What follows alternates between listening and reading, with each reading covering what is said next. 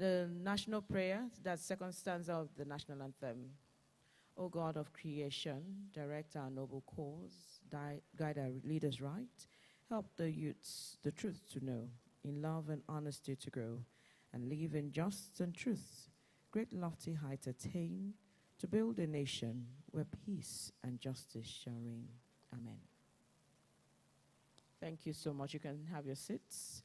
Once again, good morning. Thank you so much for your patience again.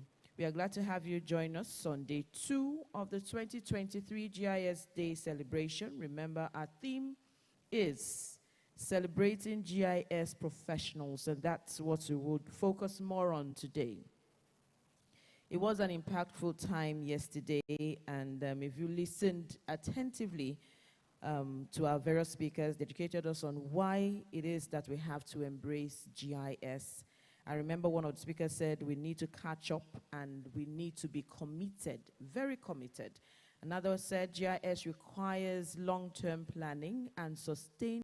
He is, okay, I beg your pardon, the permanent secretary of the Federal Capital Territory. That's the Mr. Olushola Olushade.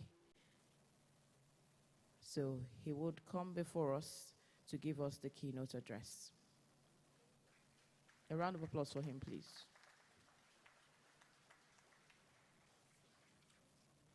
Please, you can keep clapping until he comes. Thank you.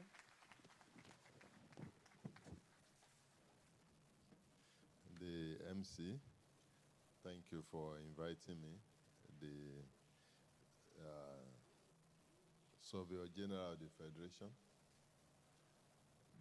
Mr. Gary, yes, from the Israel.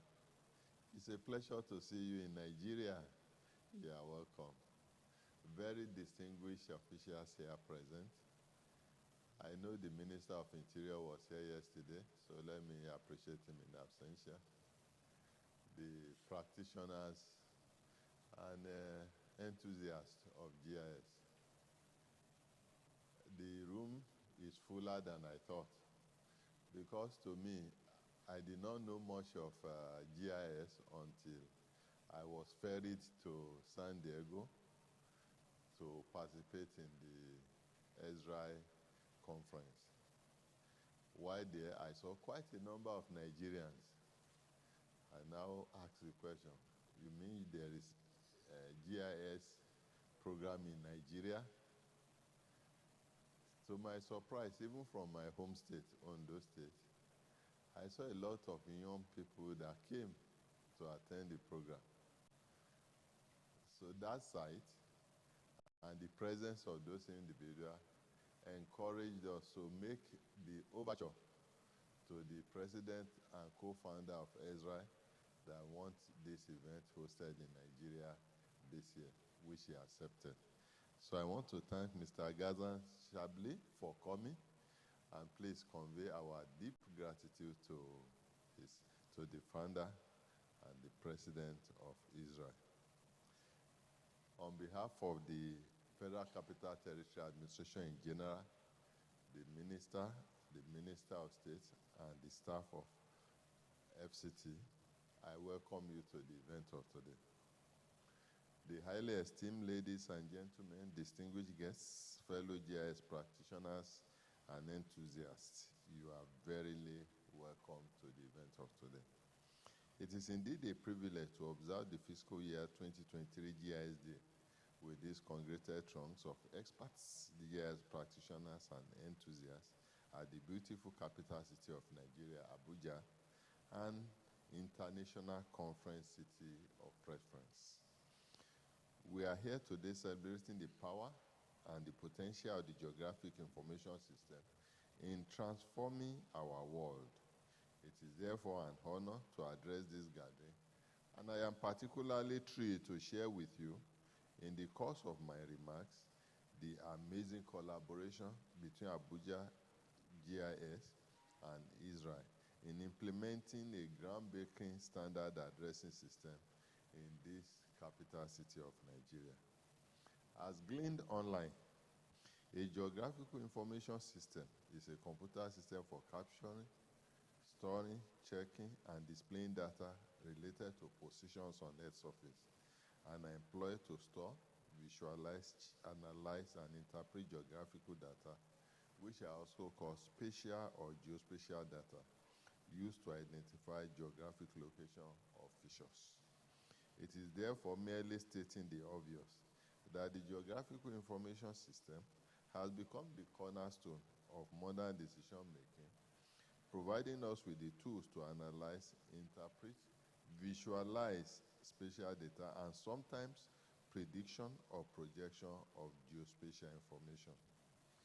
The GIS Day, which we are celebrating today, first took place in 1999 and credited to the president and co-founder of Ezra, Jack Dagamont, is marked annually on November 15 as a date set aside to celebrate geographic information system-based technologies. Therefore, as we celebrate GIS today, we also acknowledge the incredible strides made in leveraging this technology to address critical challenges and improve the quality of life for communities around the globe. For us in the Federal Capital Territory and Nigeria at large, GIS has helped to improve land security and value. And this has also helped in planning and building the infrastructure needed in our fledgling Federal Capital Territory to the admiration of the majority. Abuja, the heart of Nigeria, as you are all aware, is undergoing a remarkable transformation. And in the forefront of this change is the collaboration for results between Aegis and Israel. Recognizing the need for a robust addressing system, the partnership has set out to revolutionize the way we locate, navigate, and plan within the city. At the last Ezra User Conference held in San Diego, USA in June 2023, the Federal Capital Territory Administration signed the Memorandum of Understanding with Ezra to develop a standard addressing system in Abuja. We want to sincerely thank the President of Ezra, Jack Dagamont, for acceding to our request to have representation at the 2023 GIS Day in Nigeria. Once again, I especially welcome you, Mr. Ghassan Shabli of Ezra, for being here with us today. Ezra, in his effort to support this initiative, donated the following 3 perpetual licenses to FCT as gratis: ArcGIS Enterprise Perpetual License, ArcGIS Image Server License, and ArcGIS Pro licenses. Building a standard, thank you for appreciating them. Building a standard Abuja addressing system with Ezra technology will indeed foster good interagency collaboration between government agencies and the private sectors. I wish to emphasize that implementing a GIS-based addressing scheme in Abuja is not merely about assigning names and numbers to streets and properties. It is a catalyst for progress. It facilitates urban planning, eases traffic congestion, and ensures the efficient delivery of public services. It also opens up new opportunities for businesses, attracts investment, and strengthens the overall resilience of the city. It further promotes efficiency in resource utilization, revenue generation, delivery of efficient municipal services, ensuring public safety, and fostering economic development. Imagine a city where emergency services can respond swiftly and accurately, and where businesses can thrive with improved logistics, and where citizens can navigate with ease. This vision has become a reality through the power of GIS technology as a global best practice. There was a time that we had contest on the naming of streets in the FCT with our municipal authority. Some of the streets that have been named for years, the municipal authority went there to remove and replace, all in the drive for revenue. We brought this to the attention of the law enforcement agent. The response was not quick. And I now told the law enforcement agent, I said, you are a law enforcement agent. You sent someone to invite someone to come to your headquarters. And on coming there, the name of the street has been changed. When he got there, he could not locate your office because the name he has, the address he has, is different from what he found. And he goes back. Can you accuse him of contempt? Can you say he failed to turn up? It was then that it dawned on them the implications of the activities of the touts that were involved. They supported us in strengthening the security and surveillance system on the street naming, and that is what has assisted in maintaining some of the identities of our city. The Ezra, a global leader in GIS solution, has been very instrumental in providing the technological backbone for this addressing scheme over the years. Their cutting-edge tools and expertise will empower our AGs to create a dynamic, comprehensive, and user-friendly addressing framework. This collaboration is a testament to the transformative potential of public-private partnership in driving positive change and sustainable development. I am glad to inform the audience that on presentation of this proposal to the Honorable Minister, he quickly approved it, and we are currently at the Bureau of Public Procurement for the review of the procurement process. It is our hope that before the end of the fiscal year, we'll be able to clear all hurdles towards the procurement so that this technology will be fully deployed in the FCT. In celebrating GIS Day today, I wish to acknowledge the dedicated professionals and visionaries at Abuja Geographic Information System and Israel, who are working tirelessly to make this standard addressing scheme a reality. I also want to thank our private sector partner who've coordinated and facilitated this conference, the Jamitan Technology. Their commitment to innovation and excellence is paving the way for a smarter and more connected Abuja.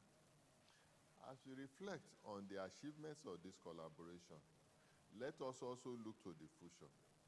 The success of this addressing system is a testament to the potential of GIS in transforming our communities.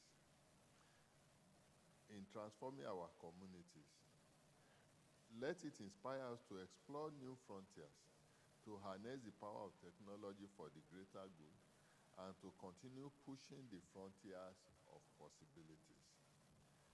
In conclusion, on this 2023 GIS Day, let us celebrate not only the technology, but also the partnerships that will make transformative projects like the Abuja Standard Addressing Scheme possible.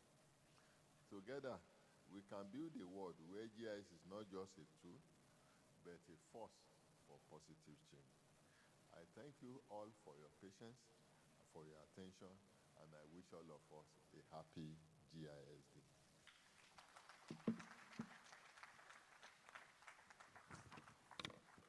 Thank you so much, Mr. Adeshola Olushade. Thank you. We appreciate you. That was the Permanent Secretary, Federal Capital Territory Administration, FCTA. We do appreciate you a lot.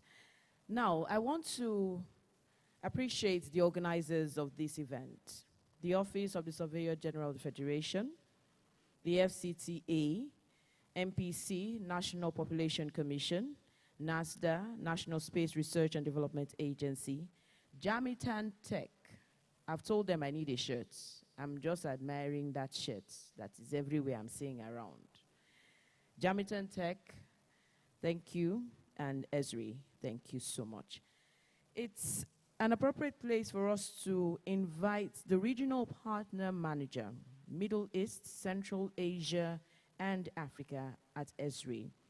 And this organization is, of course, the Environmental System Research Institute, ESRI, Mr. Gazan Shelby. He is going to give us the introductory presentation that he has for us. A round of applause for him, please.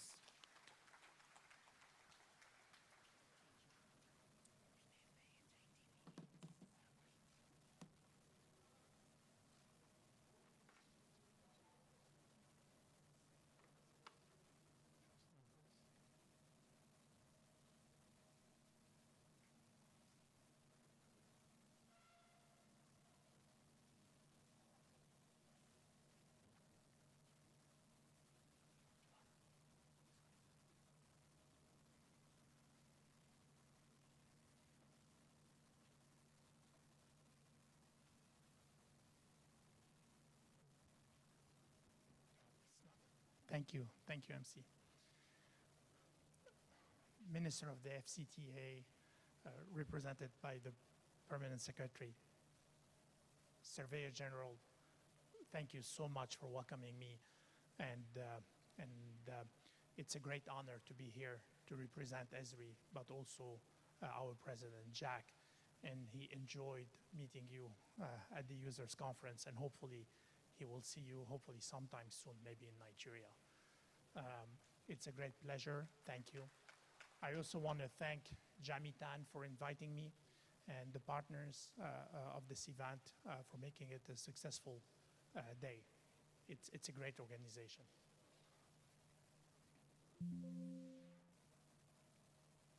So before we start, I just have a small message from Jack on this GIS day, because this is particular to our hearts, so please.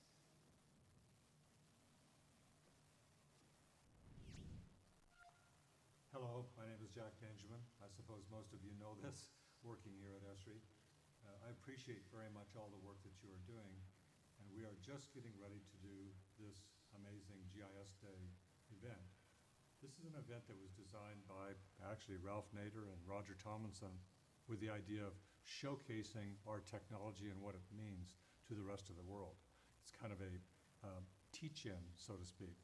And we are urging all of our users to have open houses or go visit schools and teach children the amazing work that they are doing in areas of addressing the challenges in cities, of looking at the issues of climate change and coming up with real solutions, looking at issues of biodiversity and the loss of biodiversity, and then also looking at conservation strategies like 30 by 30 that really address this.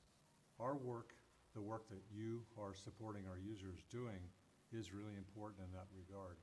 And I'm looking forward to this day to sort of celebrate and see what our users are doing, but also urge them to reach out and create a larger community of understanding. I want you to enjoy this particular day, enjoy the relationship that you have with our users, and let's blow it out this year to get the rest of the world understanding a little better of what we do.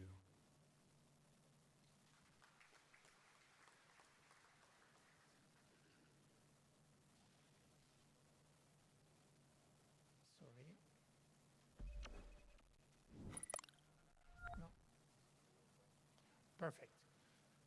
First, I have to be a little quick because of the time, so I'm going to run through the presentations, but I'm happy to have a conversation afterwards if you need. I'll be here for the full day. But today we are celebrating GIS. Today it's about you. It's about the key GIS professional. It's about to learn more about what you have done, what you have created, how you have contributed to a better society, how you have contributed to a better economic environment, to a better social life. GIS is key, and I'm going to go through some of the key industries, sectors that GIS has been serving. So thank you. It's really about today, all our GIS users. And I'm happy to see a lot of students. There's a lot of potential, and we will discuss. GIS is key for the sustainable, for our sustainability. It's key for that. Yeah, so I just went through this, sorry, because I have two screens here going through. But, so who are we celebrating? Okay, who are we celebrating today? We're celebrating the GIS professional that are bringing everything to your fingertips, to your smartphones. They're bringing as much information as possible for you to take real-time decision. We're celebrating the GIS professionals that are creating layers of data, of maps, to give us the best for us to move forward, to understand our environments. But we are also celebrating the GIS professionals that are helping us understand this complex world that we're living in. So thank you. Here are some examples. Okay.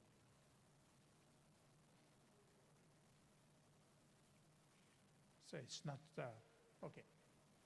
Here are some key examples where we see GIS professional operating. Again, I'm not going to run through each one of them, but please pay attention to the top corner where you see that GIS today is in every sector of our life. GIS today, professionals have been helping us to respond to climate changes and environmental monitoring. They have been helping us with conservation science and actions.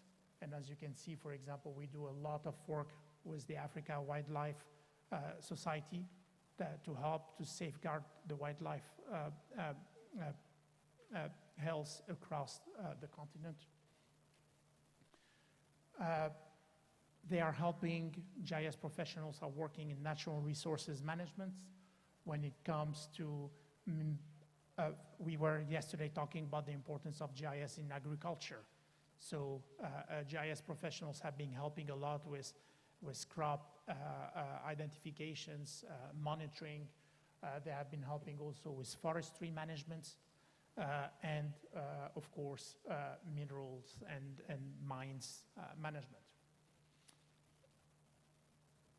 GIS professionals have been also, and this is here a key theme of conversation in terms of helping in managing land and applying land administration. So I'm sure throughout the day you will hear a lot. There's a lot of work that has been done here in Nigeria, and land is key for sustainability. So again, GIS professionals are key for that environment. GIS professionals have been also helping with urban and regional planning, better urbanizations, and we know that across Africa, the urbanization is growing. It's one of the fastest growing.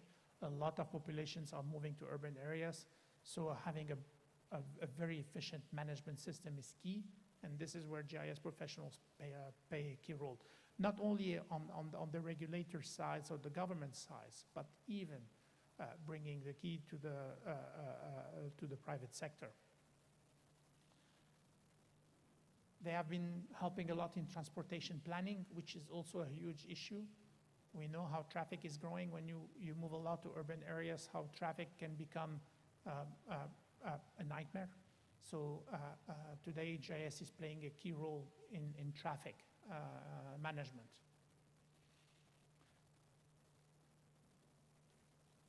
GIS, in terms of engineering and public works management, GIS is key there. I want to recognize also one of the key partners of Jamitan Tech and Esri, KNA, Khatib and Alami, who are sponsoring here. They are working with us a lot in terms of construction and everything related to public works infrastructure. GIS has been key there. GIS has been key in water and water waste management, especially when it comes to inspection, to asset management, but also to identifying leakages. GIS is key here. We've done some work with our distributor here, Sambos, also thank you, in Gabon, where, as an example, the water company, by implementing a robust GIS system, have been able to reduce by, I think, 80%, if I'm not mistaken, or 90% the loss of water that they have been having. GIS is key for that. GIS is also key for energy utilities. For example, here, Ikeja Electrics is using GIS to monitor outages and to fix their networks. Of course, throughout the distribution network, asset management, GIS is key, and professionals, thank you again for being at the forefront of it. By the way, Ikejas, you can see the dashboards on the top right side of the slides. Also, in terms of telecommunications, coverage areas, access to telecommunications, areas that have not been enough served by telecom companies. GIS is key in helping regulators, but also telco companies. Again, just to show you the vast areas where GIS plays a role, we continue. Public safety, emergency management, and national security. We are all here today after going through a terrible time of coronavirus. GIS was key to combat and to help respond to Corona. We're able to sit here without masks, to shake hands, to hug each other, thanks to GIS professionals. They have helped the responders in providing the right information so they can do their work effectively.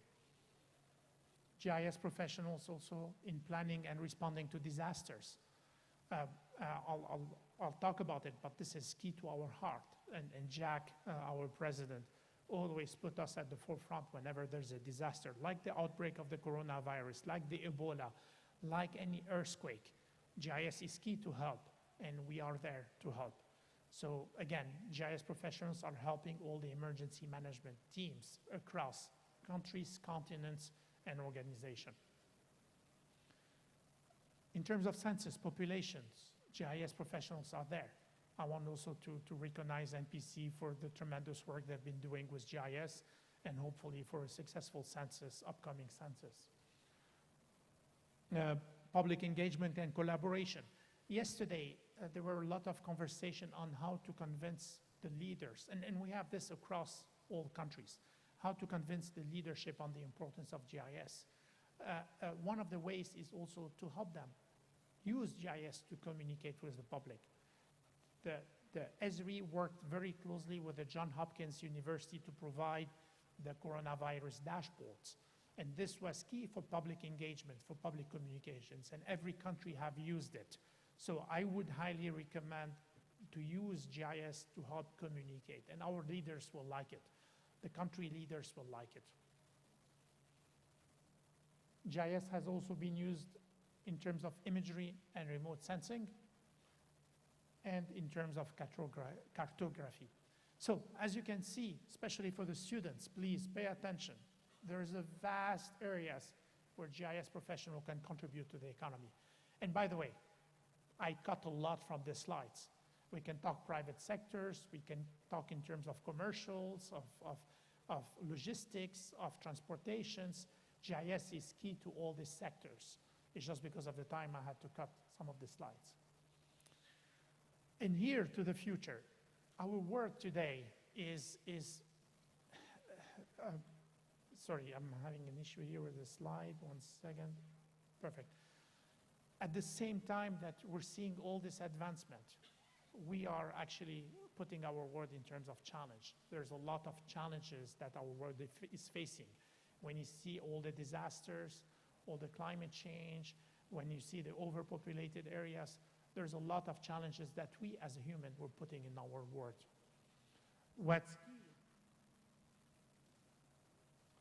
What's key is we believe that humans are going to stand up to these challenges. We are going to stand up and we're going to build a sustainable future. We have to take collective actions in terms of imagining responses, in terms of designing and creating solutions. So we have to do that. We have to identify patterns. We have to discover relationship among this. And this is where sustainability in many ways starts with geography. Geography is at the heart of sustainability. Seeing the world as a single ecosystem is key. Geography provides the science and the fundamental language to bring together the social, economic, and environmental factors we need to develop a better understanding. And this is what we call the geographic approach. And what's key is GIS brings this geographic approach. GIS enables the geographic approach. It helps in creating understanding. It helps in exploring alternatives, in finding solutions, in explaining, and in taking actions. So GIS is key for the sustainability of our future. In terms of that, what is ESRI doing? Yes, we are committed, and Jack is committed to keep building the best GIS technology in the world. That's one side of it. We're doing a lot of work to work with our professionals. We are building the best GIS. We are also committing to our users. We are always here for them. For your information, ESRI invests about 35% of its revenue in R&D. So GIS keeps evolving. We are always there for you. So what ESRI is doing, as some example, we are supporting our users. We are supporting our users by doing a lot of research, by providing access to this research. We are providing materials, books, online access, so you can grow your knowledge of GIS and you can see how GIS can be applied to your specific areas. We are supporting professional development, GIS professional developments. We are always here for you. So anytime you need any information, please knock on our door. You need materials to learn, you need access to the technology to develop, to do professional developments. We are here for that. Esri is committed to serving our users, to advancing GIS and the science of where, as our keyword, the science of where, in engineering and social focused, engineering and science focused, and supporting spatial literacy. Esri is committed to that. We're working together to make our world a better world. We are also working through a large ecosystem of partners and distributors. Our partners here, I want to thank Jamitan, one of our key strategic partners in Nigeria, but I would say also in Africa.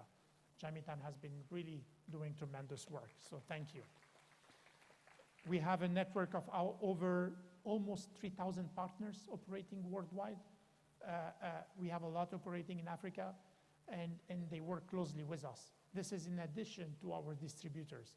In every country, we have a distributor that represents us. So thank you also to them. Here in Sambos, great work, thank you. We're building special relationship. So we have special relationship, for example, with the Jane Goodall Foundations. That's, for example, for wildlife conservations. With organizations like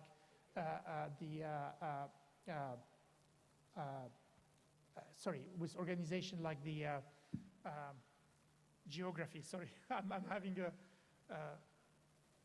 National Geography, sorry, National Geography. We have a key partnership with them across the continent. And we have also with the Bill and Melinda Gates Foundations, for example, on health issue to combat Ebola. We have a lot of key strategic partnership. We have some here in Nigeria. We're working with you. Hopefully this will grow and become even a beacon for the region. We have provided our technology for disaster response. As I mentioned earlier, whenever there's a disaster, our technology is provided for free, and our support, our manpower are provided to help the GIS professionals and help the emergency responder. We had this here in Nigeria, we had it across, we had it recently in Morocco with the earthquake, in Turkey. So we are at the forefront. Our team deploys and go to help. Our distributors, our partners are at the forefront too, helping the country. Esri is committed, in terms of conservation, I already mentioned this. This is key to JAC, by the way. So anytime you have any conservation story or challenges, please come to us. This is a priority for us. And finally, in terms of education, here is key. We have over 100 university program challenge in Africa. We're working with all the universities to help them. We're giving our technology for them to build the next generation of GIS users. We're giving access to our large amount of training, online training materials. We're organizing webinars. We're helping a lot in terms of education. For JAC, please take my word for granted. For JAC, the number one priority is our future GIS professionals, are the young generation. So please, if you're in the education sector or you are helping students, come to us. We will give you the technology to help them use it. And in terms of the Africa, JAC has also committed by providing a community, by enlarging. The key to it is, yes, we have the GIS professionals, but we need to grow the community. And JAC has provided the Africa GeoPortal. This is an online portal where a community can come share experience, learn. They can come share experience. They can use the GIS tools.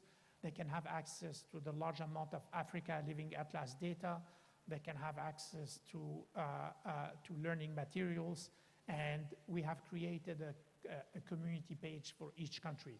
There is one in Nigeria, the Nigeria Geoportal. I would highly suggest that you visit it and you start uploading your data, sharing your stories with the Africa Geoportal. So with this, again, I want to wish everyone a happy GIS Day, and thank you on behalf of Jack and on behalf of the entire Esri ecosystem.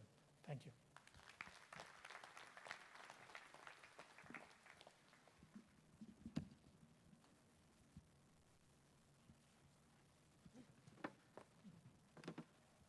We can do better, please. Thank you so much, Mr. Gazan Shelby, Regional Partner, Manager, Middle East, Central Asia, and Africa at Esri. We appreciate you for that introductory presentation.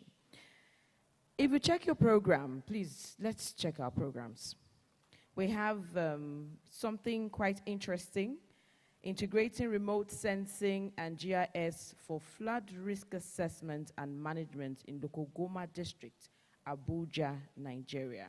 That's what we'll have next, and the person who would take care of that, I would call him soon. But we want to recognize someone in our midst, Engineer Benedict Ukpong, representing the chairman, NPC. Okay, Chief Engineer Benedict Ukpong. Thank you so much for being here. Surveyor Yusuf Aro Lambo, he is listed among the top 40 performing young professionals under 40 by XYHT magazine as at December 2015. Panelists at international conferences organized by the International Federation of Surveyors, FIG. And this, he's from the Office of the Surveyor General of the Federation. You can come up now. A round of applause for him, please. Surveyor Yusuf Aro Lambo. We'll give you 15 minutes. Thank you. You can do less. Thank you. Thank you very much for having me. The Surveyor General of the Federation, the Permanent Secretary, FCT, and my president, the president of the Nigerian Institute of Surveyors. Please allow me to stand on the well-established protocol as I proceed with my presentation. Good morning, ladies and gentlemen. My name is Yusuf Aro Lambo. I work with the Surveyor General of the Federation. The presentation is on integrating remote sensing and GIS for flood risk assessment and management. A case study of selected drainage channel in Lokogoma District, Abuja, by my humble self. I'm in the Department of Cartography and GIS, OSGov. The outline of the presentation is introduction, statement of problems, aims, methodology, results, discussion, conclusion, and recommendation.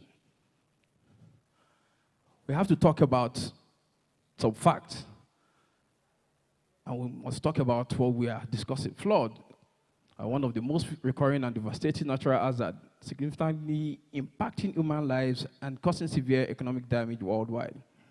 Flood result from the rapid accumulation and discharge of runoff waters moving from upstream to downstream. This phenomenon is triggered by intense, prolonged, and of rainfall, leading to substantial water discharge. Flood water can swiftly reach their peak and also recede instantly. It's acknowledged that the risk of flood will not subside in the nearest future. So it's a phenomenon that has come to stay. In Nigeria, flood persists as a predominant environmental challenge. Empirical observation revealed a continuous recurrence of flooding. Recent flood tragedy in FCT pose a significant threat to its residents. As you can see in the slide, these are not pictures from somewhere else. They are all in FCT. If we are living with this type of devastation, with this type of trouble, should we not provide a solution to it? And we have the technology in our hand, so that's what we have done. I will not take you too much about the definition of remote sensing. The former second registrar defined it as the art of studying and object or phenomenon without touching it. And he reminded me of what one of our lecturers said, that almost all of us here did remote sensing before we got married. You admired your wife, you didn't touch her, then you get married. Because you have done analysis, you study. That's the best definition you can give remote sensing for someone that want to understand it. Then GIS is a system that is designed to capture, store, analyze, manage, and present spatial data or geographic data. And it also integrates various types of data, including maps, satellite imagery, statistical data, all data. And it visualizes, interprets, and helps in taking reasonable decisions. So we could know now that remote sensing is a tool that GIS needs to work effectively. I will not take too much of this. The slide will be made available, so I will not be having to define what GIS is and its capacity. Yes, the statement of problem, I would like to talk about it. Climate change is a complex and multifaceted phenomenon that refers to a long-term change in the Earth's surface pattern.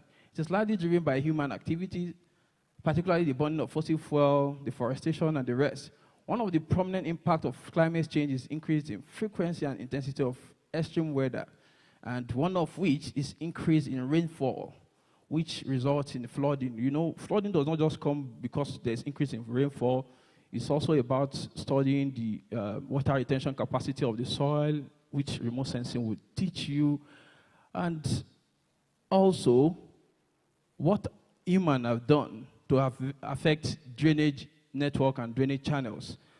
Hence, we said there is therefore critical need to comprehensively address the causes, impacts, and mitigation strategies of urban flooding to ensure sustainable development and safety of human communities. This study aimed to map flood inundation area along the drainage network, providing valuable insight for flood contingency planning to mitigate the impacts on lives and critical infrastructure in the area of interest. The objective is simulating a flood scenario with a 2-meter water level and overlaying it on a high-resolution image. What we did was to go to the field, ask questions where necessary, and pick some height data. If flooding has occurred, without you talking to anybody, you see the signature on structures, on building. You see the height. The last time it happened, it will always leave an impact there. We took that measurement and were able to simulate. This is the area of interest. You can see that there is development everywhere. This is Local Goma. There are a lot of estates being developed, but there is something that has not been taken into consideration. What are the drainage network? Do we build on the drain network? Do we avoid it? Do we, even living drainage network is conserving natural resource, but I don't think we are doing that. In most cases, we build on it, we sand fill. But water will always find its level, no matter how much you sand fill. So I learned something in the process. Local Goma, if you speak Hausa, could you confirm to me that it means 10 streets? That's what I was. Ever since I've been in Local Goma, I didn't even try to sieve out the Goma. Then, thank God I learned that in the process of this study. It's about describing the area. Then, these are the data we used. The estate location, we use SRTM data, high-resolution imagery from Maxa. Google Earth is a very good tool for you for reconnaissance and even some informed decision-making. We got the dam 30 meter by 30 meter, all of them are 2023 images and data. And the software, Esri is always there for us. We incorporated Global Mapper, the licensed one, Google Earth Pro, Microsoft, and the hardware. And this is the procedure: acquisition of image, the buffer analysis, extraction of mask, simulation with 2 meter. Actually, we restricted our simulation to 2 meter because that's the highest point. And you see the devastation. What we did was to extract the drainage network along the center line of the drain. And we measured the width of each of them. The average was actually about 7 meters. And with that, we did what we call buffer. That if anything is going to happen beyond this 7 meter to cause this impact, where exactly would it get to?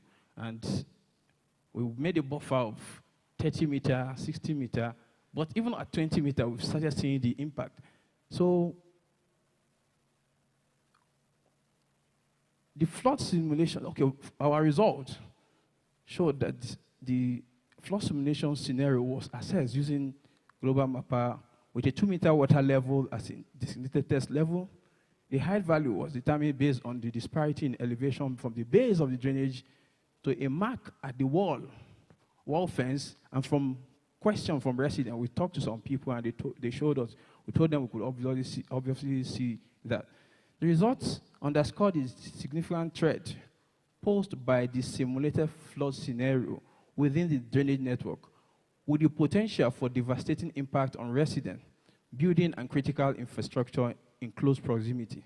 The accompanying map served as a valuable resource, providing decision makers like the National Emergency Management Agency with crucial insight for early warning and strategic planning. You know, the other time, after the rainfall, the Minister of FCT said there are going to be some demolition, and people went to the street.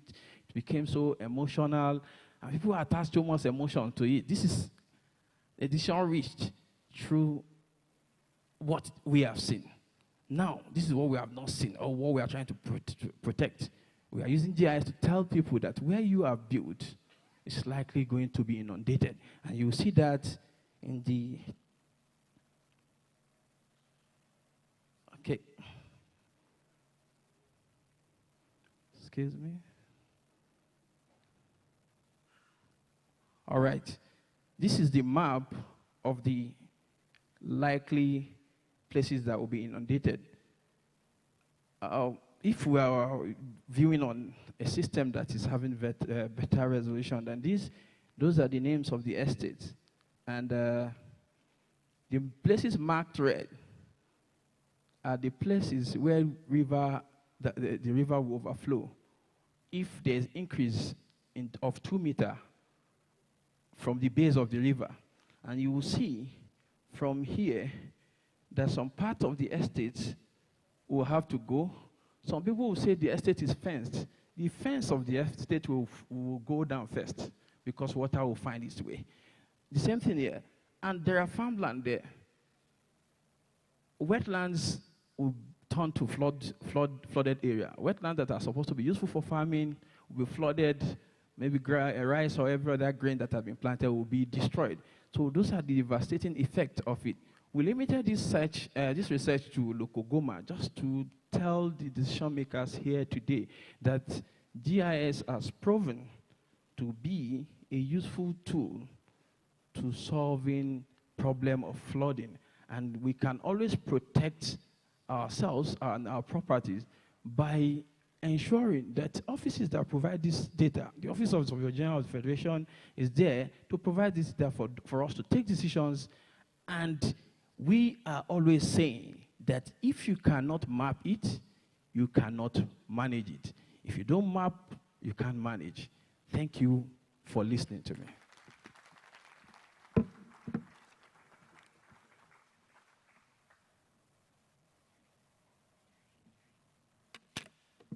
I knew he was going to keep to time.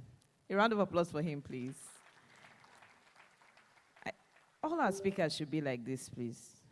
If I give you 10 minutes, you can just manage 7. Thank you so much. All right, then. If you check your program, we have Mr. Avula Emmanuel Arimo. He is the next person to come speak with us. He's from the Nigerian Communications Commission. He's going to speak on the application of geospatial technology for telecommunication regulations, the NCC perspective. 10 minutes. You can do 5. Don't worry. You have 10 minutes. A round of applause as he comes forth, please. I would also like to recognize some persons before he comes. Aqua Abwa, Managing Director, Sambus. Thank you so much for being here. Okay. Thank you. I can see the lady from NPC, Mrs. Arukwe. It's good to have you with us again today. Good morning, all. I hope my time has not started. the Surveyor General, sir, the Permanent Secretary, and other highly distinguished personnel here, I thank you for giving me the opportunity to speak. We are here to tell you the story how we've been using geospatial technology in the telecommunications sector, especially in the regulatory aspect of it. So, my name is Avula Emmanuel once again, and I'm a senior manager in the Nigerian Communications Commission. So, this is my presentation flow. I will talk a little about the mandate of the Commission to collect data from licensees, and then we will now delve into, sorry.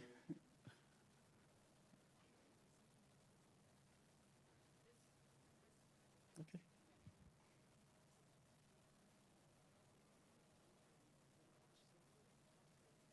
Wait. Okay, yeah. This is not working. Okay. Sorry for the disruption. Yeah.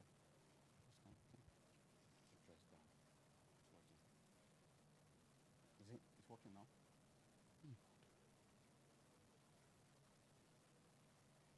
Still not working, please.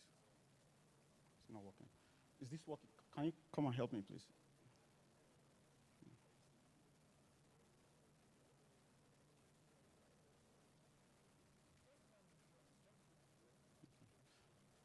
I really would have loved others to follow. Okay. Okay.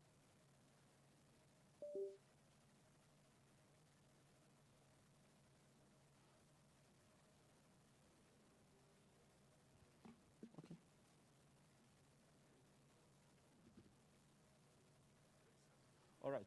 So the Commission's mandate to collect network data from licensees, and then what was this? A brief overview of our spatial journey, and then we will display some of our use cases, and then some of the GIS softwares we use, and then we will conclude. So the Nigerian Communication Commission is empowered by the Nigerian Communication Act 2003. Sorry, it's not working.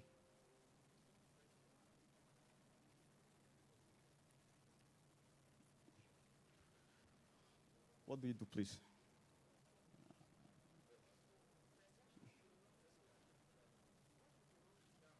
No, there are things I would love the audience to view, please. And I can't just present without. I need help.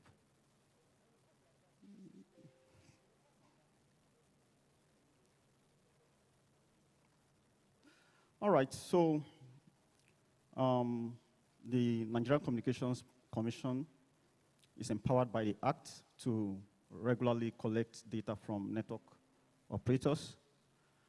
And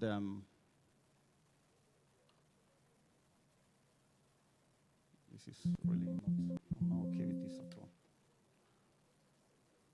So, okay, come and help me, please.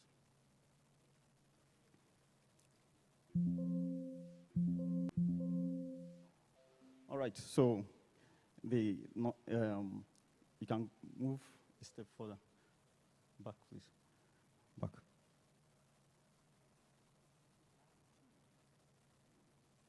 I think your battery.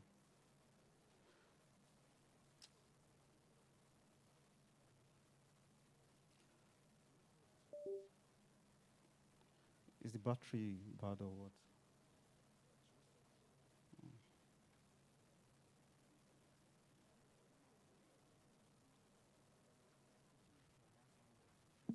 Straight from here. Can we walk straight from here, please?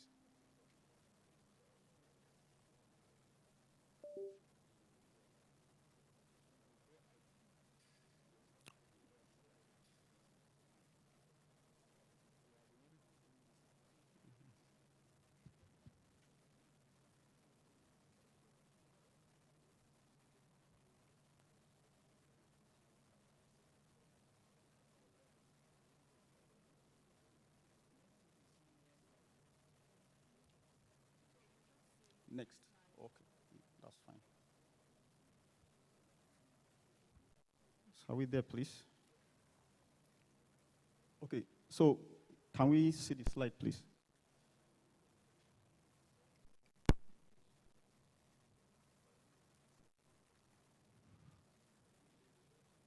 Okay.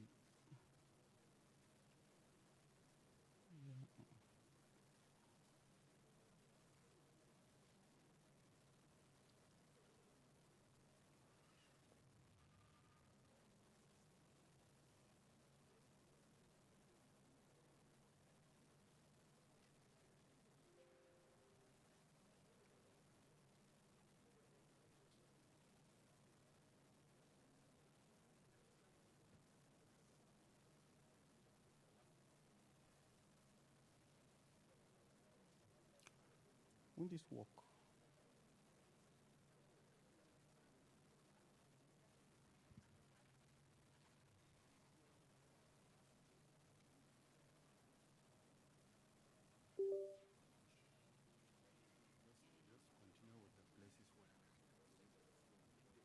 All right. So, so let me just work without the. I feel cheated anyway. So, I would like to give a brief overview of our journey. Okay, so we can move ahead, please. Next slide, please. Next slide, please. So the presentation flow. Next. So the mandate of the commission to collect data, a brief overview of our geospatial journey, case study, the case use cases. Next, please. And then some of our software use, and then we'll conclude. Next. So the commission is empowered and by the Act 2003 to collect data from the network operators, and they are all mandated to biannually submit data ranging from base station data, microwave frequency links, network coverage data, fiber data, and many others. And this form the core of our source of data. So at the conception of the adoption of GIS in NCC, we brainstormed and then conceptualized, in order for us to know what problems we will solve using GIS. In doing that, we were able to understand that the center of telecommunication is connectivity, and connectivity, the key drivers, these are the key drivers of connectivity, which include resources. And when we talk about resources, we talk about frequency spectrum, and then we talk about numbers. So when we talk about spectrum, we want to know the assigned, that is the license, versus rollout. So when we assign frequency, we want to know how far the operator has rolled out or how they are complying. We also want to know how we will represent this frequency, because frequency is an intangible object. Nobody sees it, but it's flying all over around us. So we want to know how to represent it. Should we represent it as point? Which of the primitives do we represent? And so from there, the discussion continues. We also talk about infrastructures, which include base stations, mast and towers, installations. Each of these infrastructures, they have their own installations. And then the configuration, the spread and topology. Then next, we want to know the technologies, 2G, 3G, 4G. Everybody wants better speed, good experience, but is it available? Is it affordable? So we want to know where is this technology. We want to know. Then we also want to know about licensees. What is their location? Are they complying to regulations? Are they defaulting? If they are defaulting, at what location? Then we also want to know citizens and the customer. every citizen wants the best, you know. So what is the quality of service and all? Next, please. So we started in 2013. This is special GIS Day because this marks our 10th year. So we started in 2013. Next, please. Yeah, next. So from 2013, when we started by receiving the data and then looking at the data. Is this data good enough? And then when we evaluated, we saw that the data is of no acceptable standard. And so we began a program called Data Integrity Program. We were patient enough with the operators, knowing fully well that whatever decision we take with those data can run into very devastating implications.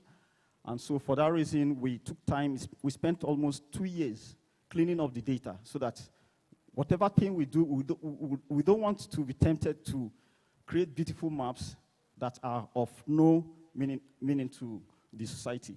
And so we went ahead. By 2015, we saw that the data was clean to an extent, and then we began the journey of investigations and our core regulatory probing. By that 2016, we did an investigation, and we got good results. But one thing that will marvel every one of us here is that even the management, they don't have that confidence. And so we said, this thing is correct. And I being a team, I was called upon to say, should I sign? Are you sure this is correct? And I said, go ahead and sign. When I got home, I had malaria because I knew the implication of it. But at the end of the day, it resulted well, and it led to a very high level of respect or regard that the telecoms industry have for the regulatory environment. It was able to curb some financial revenue leakages in the system when we used the system to probe. By 2018, we started mapping coverages, and then we kept on growing until we got to 2023 when we started applying other, using other. So here, like we mentioned, data integrity program is key. Then data repository, the system helps us to store the data that we keep, and then request for information, and then we use it for spectrum management, and then data analytics. Next, please. So the data, because it's used for very important decision-making, for planning purposes, for billing, because some of the data, the operator will have to send it to the commission, and then we will use it to compute bills. So we rely on them. And so the GIS was able to help us point out areas of anomalies, red pointers where we'll be able to suspect where they are trying to undercut the government. So, next, please. We understand garbage in, garbage out, and so we don't want to be tempted to, like I said, create beautiful maps that are of no meaning. Next, please. So, yeah, so this is how it started. It started with very wrong coordinates. These are microwave links. A link is like a pencil beam, so we represent it as line. And that obviously is wrong because we know the characteristics of frequencies, how the propagation characteristics. And so when we know that frequency like 23 gig will travel at most a distance of 5 kilometers. And where you find it traveling all the way from Bayelsa to Sokoto, then you know that something is wrong. So we kept on improving on the maps. We were patient with them, back and forth. We did not want to use the stick methods, but we tried to lure them because we understand at the end of the day it will pay us. So as you can see, this last one is the correct representation of how the links are. And it has helped in curbing issues of underreporting, and also the operators understand that we are able to decipher when they are submitting the wrong data. Next, please. So just flip through this because so we use it for spectrum planning, assignment, spectrum monitoring, and then space services works. Next, please. So in a nutshell, we use it for production of 2G, 3G, and 4G coverage maps on a quarterly basis. We use it to profile local government based on telecom advantage, based on the infrastructures in those local governments, and we understand that AMAC is ranking top. Next is the interactive dashboards for base station and microwave frequency deployment. We also have a live operation dashboard for monitoring field operations, especially for our consultants. We also deploy field data verification using the Survey 123 and the Connect built with XLS forms.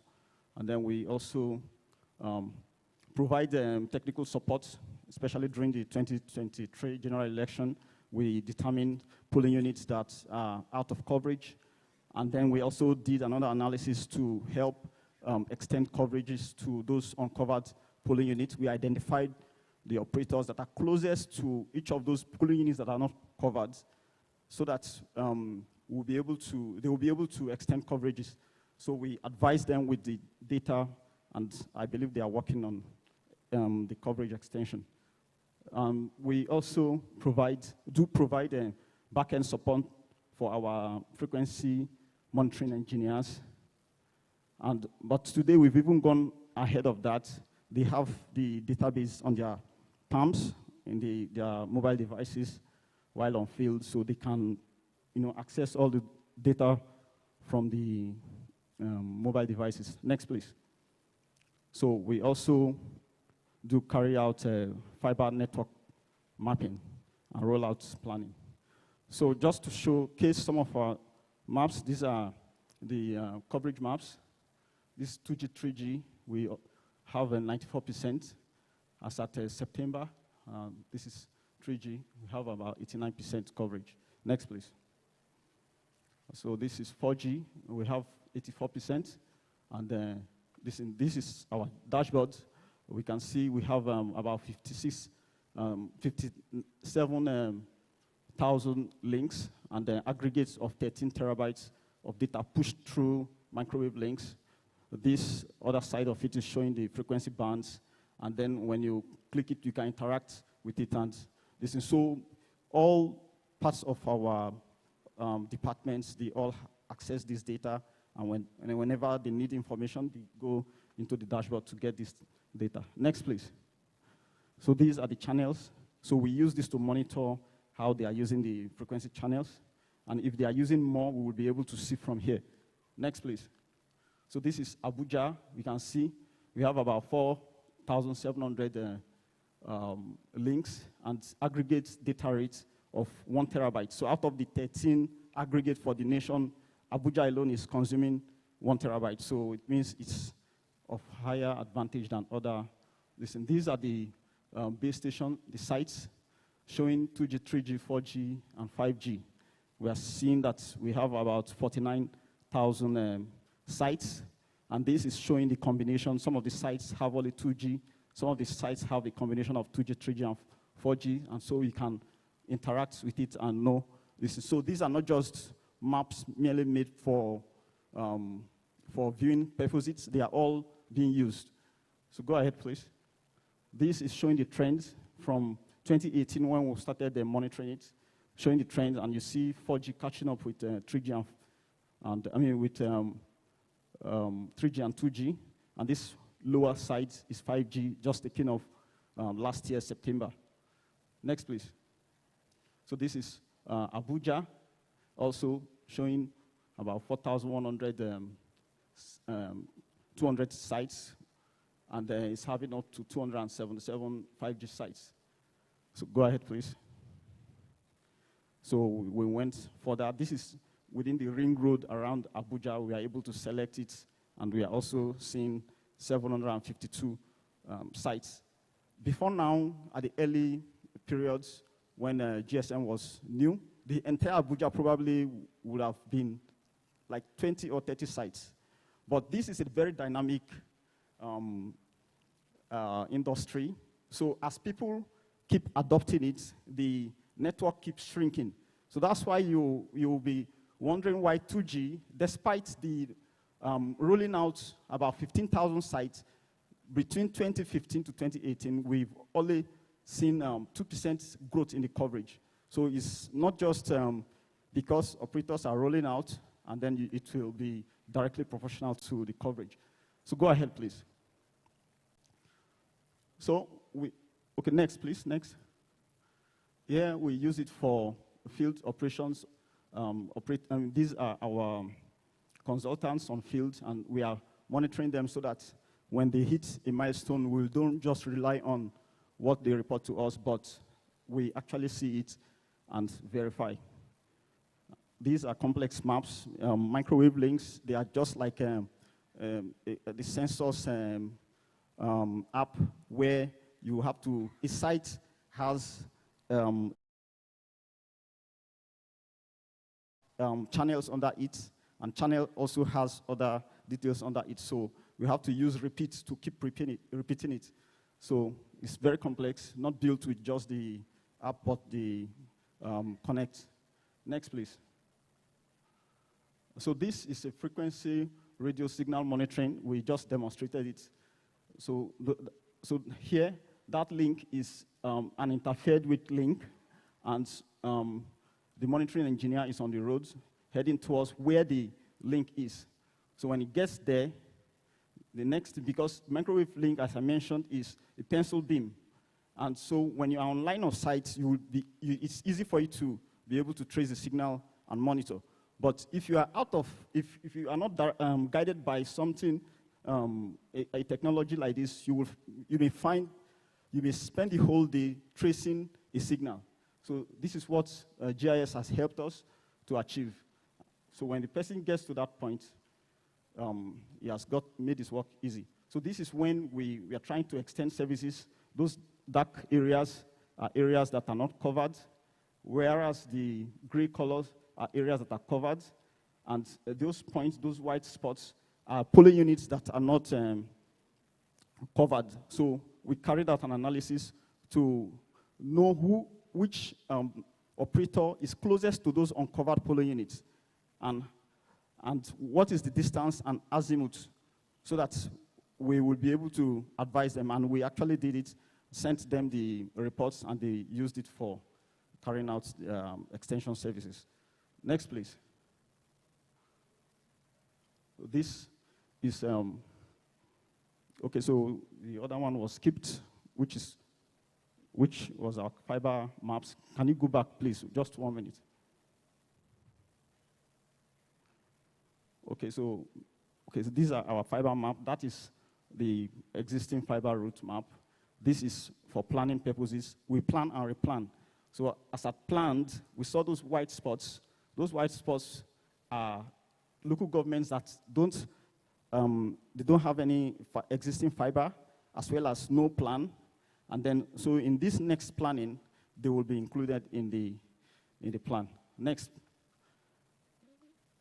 So thanks to ESRI, they provided us the platform in achieving all that we've achieved. And we want to thank you for giving us the opportunity to come and showcase our journey so far. Thank you.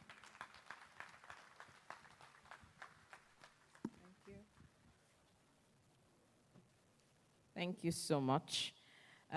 He is the senior manager in the Nigerian Communications Commission, NCC, with over 10 years experience as a geospatial data analyst, applying GIS technology in solving real-life problems in the telecommunications regulatory environment.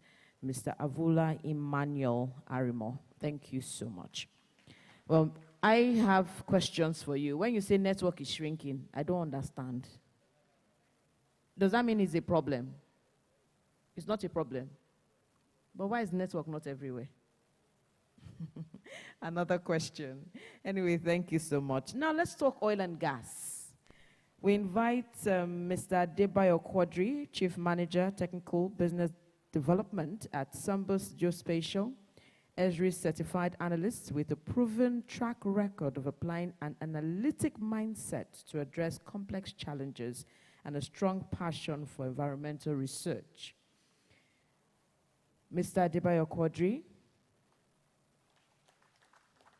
is going to speak on geospatial solution in oil and gas, monitoring and evaluation in oil and gas. You're going to give us some of it, right? 10 minutes. Okay, thank you. Good morning, everyone. Sorry, this is not the face you wanted to see, but we are all working together. My name is Bamidele Oke. Adebayo Quadri is unavailable due to some other assignments that he has to focus on at this time. Permit me to stand on the existing protocol.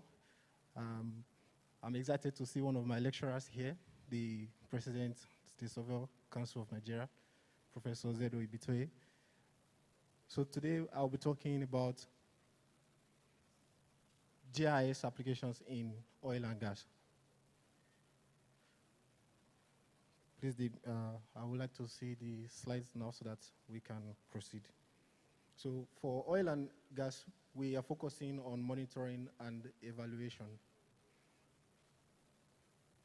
I'm representing Sambus Geospatial, and a lot has been said by Gashan about Sambus Geospatial. We are the S3 official distributor here in West Africa.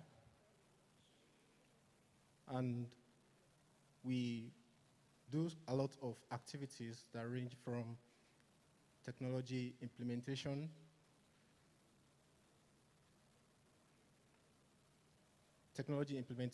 geospatial intelligence, training, and professional services. We work with several industries that you work in, including the oil and gas.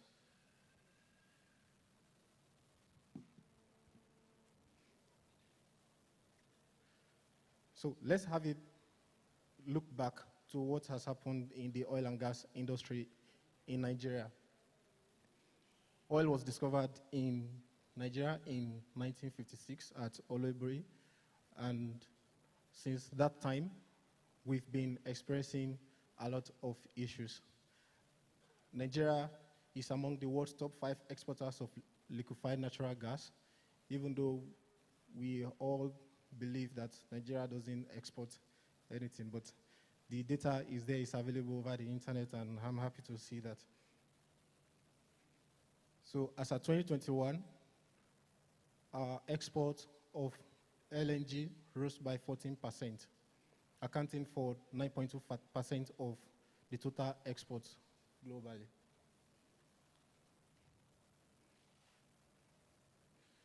So with oil comes both the advantages, okay, there will be money and the economy will boom, and as well, it comes with its challenges.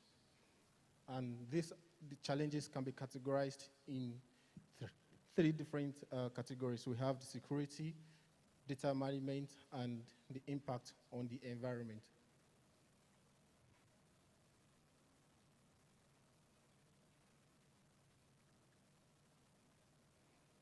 So GIS gives us an opportunity to manage all these challenges and fix them one after the other.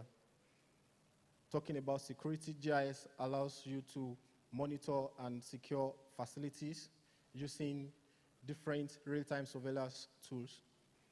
For infrastructure planning, GIS facilitates optimal allocation of resources, as well as expanding existing networks through market trends analysis. In oil and gas, we can see the application of GIS in the upstream, the midstream, and the downstream. The upstream has to do with the exploration. Midstream has to do with the production, and the downstream has to do with the transportation, how to get it to the end user. And GIS is, I will not go through all of these verticals, and the slide will be shared after the event.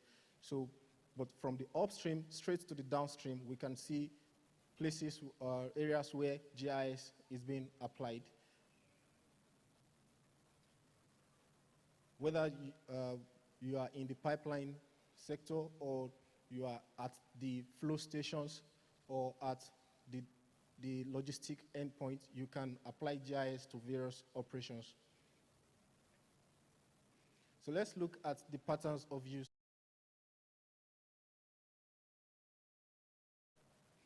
We'll talk about mapping and visualization, data management, field mobility, monitoring, analytics, design and planning, decision support, customer engagement, and of course, sharing and collaboration.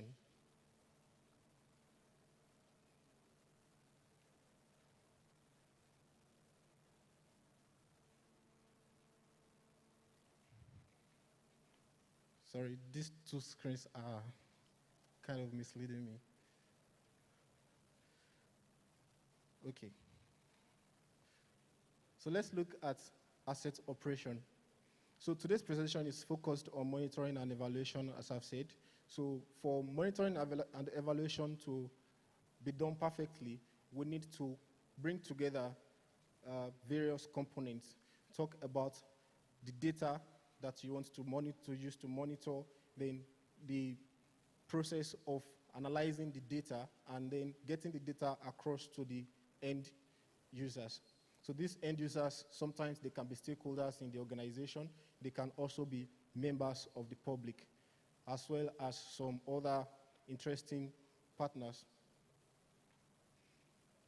So in the oil and gas, if you want to perform right-of-way analysis, asset inspection, and maintenance, you can use these tools I'm going to be talking about later on to achieve an effective monitoring and evaluation. So in short, we want you to be able to plan, navigate, coordinate, monitor, and understand your field operations when performing monitoring and evaluation. So we understand that the data that you get will determine the kind of results you are going to have. We can see in Avula's presentation the kind of data they got initially. The data were not okay. They had to go through some processes to clean up the data, enforce some standards to guide those people collecting the data on what kind of data to collect and what kind of data would make their work meaningful. So for field operations, we have a simple mission, which is to digitally enable mobile workflows with location technology so that field officers doing field work can do it in an effective way. That way, they can also get better return on their investment in geospatial technology. Most of us are familiar with this kind of forms. There are some organizations that still relies on these paper forms to date, and we are hoping that they take advantage of the digital technology. So these forms have their disadvantages. They can get affected by environmental factors like humidity. If you store these forms in some places, they can get wet and some other things can happen to them. So we are looking at a situation where field operations in oil and gas is no longer done with paper forms. You don't have to carry some forms out to go for inspection to record your observations. Now you can use these applications. We have specialized data collection applications that can be used to collect data, and not just the GPS data now. You can also capture the attributes right from the field. I remember when we were in school, we didn't have access to this kind of applications. We rely on the handheld GPS, which will only give you the coordinates. Then you go along with your field book, where you take note of all your observations. So, but with these applications, you can now perform effective data collection without stress. The two applications displayed adjacently there, they are the applications used by NCC in Avula's presentation. We have the Survey 123, and we have the field map. The field map was the one he used, using the geofencing technology to show them when they are approaching the line of sight and when they are exiting the line of sight. So using these applications, you can capture and edit data, like I said, in a very seamless manner. You can perform edits of existing features, and you can also add new features. Then one challenge that arose when we started using mobile applications to collect data is the lack of connectivity. And it's also good to see that the NCC is doing a lot to ensure that internet connectivity is available all over the country. So, but in situations where you have to collect data in a disconnected environment, these applications now have offline capability that allows you to package an offline map and download it on the mobile applications, which the mobile workers can take to the field to collect data, even in disconnected environments. So another interesting thing for the pipeline industry is the utility network. With utility network, you can model the pipeline network so that when mobile workers are going to the field to perform inspections or data collections, they can also be able to perform network traces. They can perform upstream traces and downstream traces so that when they are collecting data or making their observations, it makes their work a lot easier. The other extension here is ArcGIS pipeline referencing, which now allows pipeline industries to model their linear referencing system on ArcGIS Pro. That way, they can have a complete utility network that they can use to plan and coordinate their monitoring and evaluation efforts. And monitoring and evaluation is not complete if you are not able to provide feedback. And one of the tools we use for providing feedbacks is the operations dashboard. Avula showed us a lot of dashboards they use in monitoring their networks. And so in the oil and energy, the dashboards can be used to monitor assets, events, or activities so that you can have the opportunity to make at a glance decision. So if something is happening right now and you have the data, you can make your decision right now. You don't have to wait till when the people are on the field are back in the office before you analyze or aggregate the data and make decisions. So you can make at a glance decisions. These applications are configurable, so you don't have to struggle through configuring them and getting them up and running.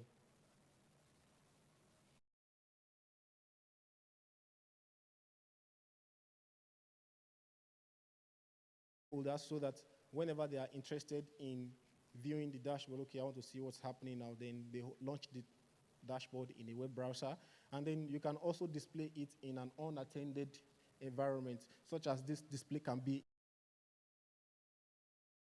You can have it running there, updated as new data comes in. So in summary, we've gone through oil and gas, the brief history in Nigeria and the current progress being made, and we've seen how GIS technology can be applied in oil and gas sector. We have just one assignment to tell us that GIS is multidisciplinary. It doesn't sit with one particular discipline. Today, we are supporting different organizations, including organizations in the financial sector. Banks are now using GIS, and aviation sector, and all the industries that you can name. So we are available here after the event. We can interact and discuss more about how this technology can also be used in your industry. Thank you so much for your time, and happy GIS Day.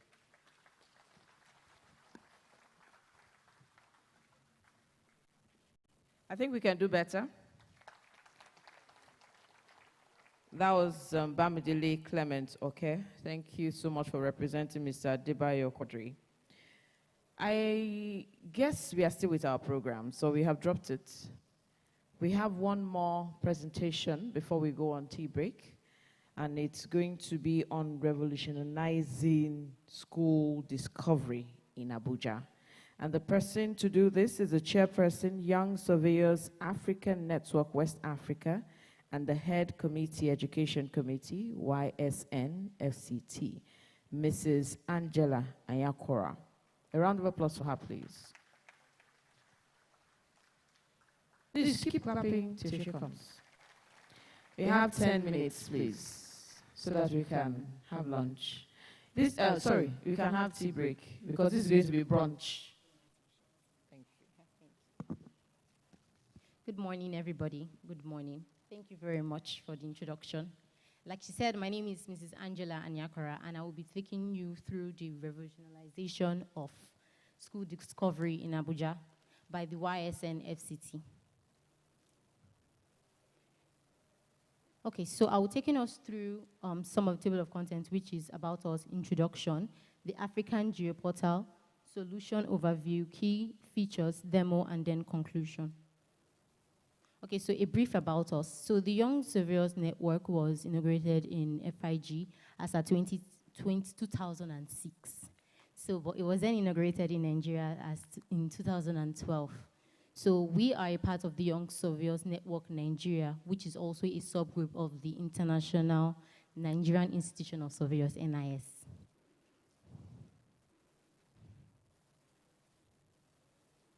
Okay. So basically, the Young Surveyors are, we are also part and recognized by Nigerian SOCON. Okay.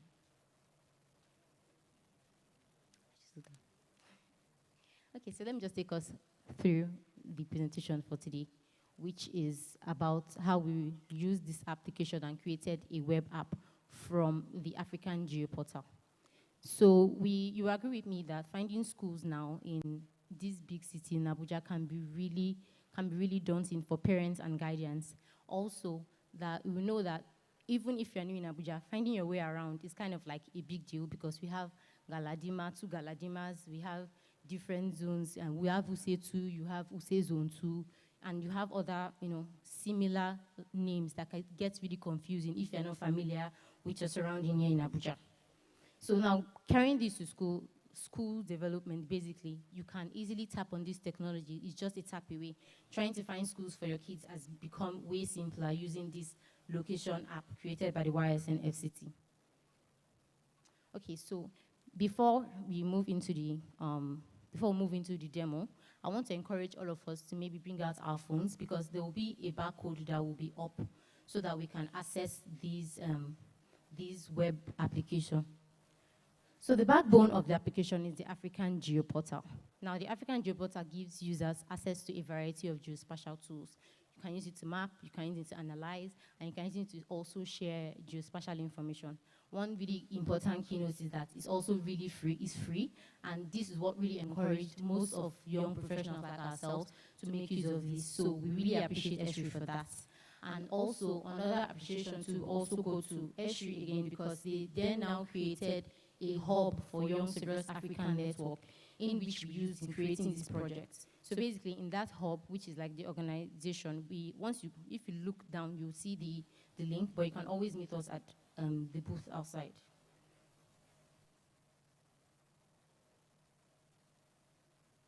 Okay, so now this is the getting to the solution. If you can please bring out your phone and scan this barcode. Although moving to 2 slides after this, you will still see this barcode. But just so we are prepared before we get there, I have 10 minutes. So I'm trying to really work with time. And if you look underneath, you also see that we were able to capture about 76 schools here in Abuja. Okay, so some of the key features now of this application, you have the interactive map. You also have time. Is user-friendly, and it's time constrained, basically. It works with time, and you have instant results as well, because it was created with the instant app creation there with ArcGIS, which is a suite in ArcGIS. Okay, now I just mentioned a brief about this. And also, I want to thank the speaker that spoke before me, because he really gave a very brief overview of some of these applications too that are also embedded in ArcGIS. Okay, so this is like the overview of what we created. So if you scan this barcode now, Okay. Please, if you have not scanned the barcode, please kindly scan the barcode. And usually when we make this in the African Joy Portal, you are usually required to sign in. But because of this presentation, we made it public so that everybody has access to see the app creator that was created. But if you don't have maybe you use your camera and it doesn't work, you can also download that barcode scanner so that you can be able to access the link. Please let me know when you are, if we have like this, maybe 50% of the room who has scanned so that we can move to the next slide. Okay, I'll go ahead and move so that the time does not go completely. Okay, now before now, please can you guys help me put up the...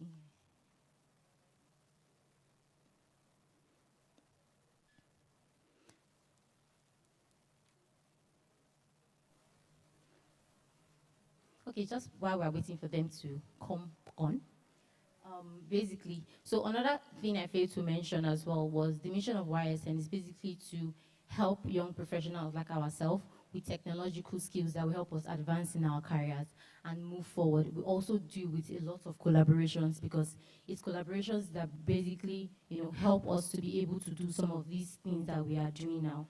And also, we are also trying to bring out the fact that, technology is where we want to be and where we are going to now. So we try to preach technology because it's kind of makes life a bit less stressful than the hard way we usually know it to be.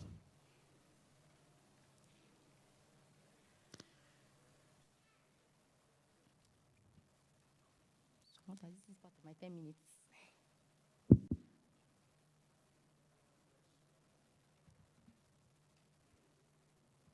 Okay, let me just, before it comes on, let me take you to, hopefully it comes on before the presentation finishes. But please, have you guys opened the app? Is it working on our phones? It's working on your phone?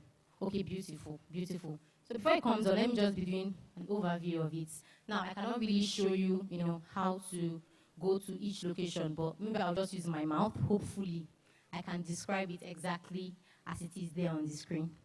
So when you open the application, if you are seeing it right now, you see that you have the find, you have the search, you also have different key features. Then when you click on that search, you can either search by the kilometers within your proximity. And when you first opened it, you see that it asks you to use your location. So if you click on that use your location, it will take you to this Kado district. And you can be able to see the school proximity within this Kado district. So you can decide to click on schools that maybe are 0.56 kilometers away from you, as the case may be, depending on what you feel is best for you at that time. When you're trying to decide schools that your children will go to, you first look at proximity, maybe proximity to your workplace, proximity to your home, as the case may be. So basically this app, you can easily be able to make an informed GIS decision rather than just doing guesswork, basically.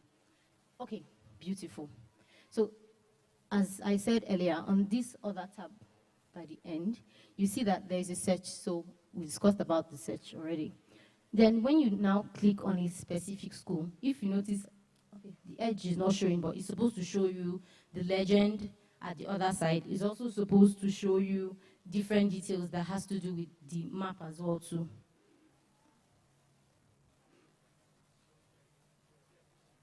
Sorry, please permit me to, beautiful.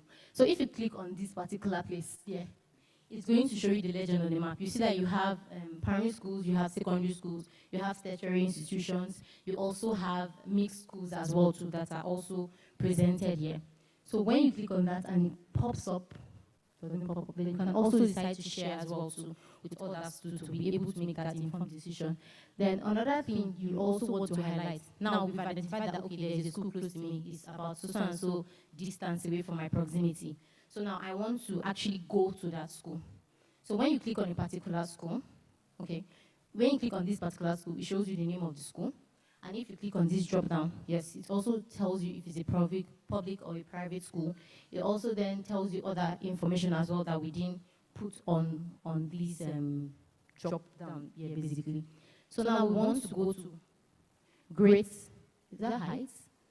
Okay, beautiful. So now we want to go to Great Heights Academy. So if we want to go to Great Heights Academy, we're supposed to easily just click. There's supposed to be a direction there's supposed to be a direction there. So if they refresh the page, it's going to come up. But I don't know if you are seeing two options at this place. It's supposed to be two, one and the direction option. I don't know if we can see those two, but if we can, once you click on that direction icon there, it's going to take you, it's going to create the routing for you to be able to get to that distance. And if you also click on that app as well too, it's going to also tell you if you decide to not want to walk because it's probably close to your home, you can also know the walking distance as well too from your house to that particular school. So this project basically is still like a work in progress because, like I said, it was formed based on the fact that we had a program and a seminar for 1 month where we learned as the Young Survivors Network how to use this African geoportal. So it was from that webinar that we're able to create this locational app that we're using now. So it's still a work in progress and really needs a lot of collaboration because there's a lot that we can do with this information. The first thing that we can also do is that we can reach out to some of these schools that are here. And for example, what if I don't want to go to the school? What if I just want to click on something and it shows me all that has to do with the school without me having to really go there, depending on how busy my schedule might be. So I might decide to, come into this app, click on the school I want to see and see all the information that is pertaining to that particular school. Now, we can't do that because obviously we have to collaborate with that particular school because they are the ones who would give us the certain information. We will need to obviously upload it here. Thank you. So basically, as I was saying earlier, so this is how the routing will show you. So all you have to do is just drive through to that particular location. You can see it has truck time, it has local time as well, it has rural time. We know this our Nigerians sometimes used to have a lot of hold up on the way, so it can also estimate that for you as well too. Okay, so I think we can round up here. Can you go back to my presentation slide? So, but if you need any other information regarding how it's being used, you can also meet us at our YSN FCT booth outside.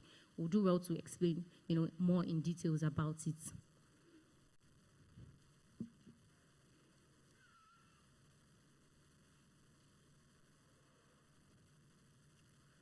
Okay, so before the slides comes on.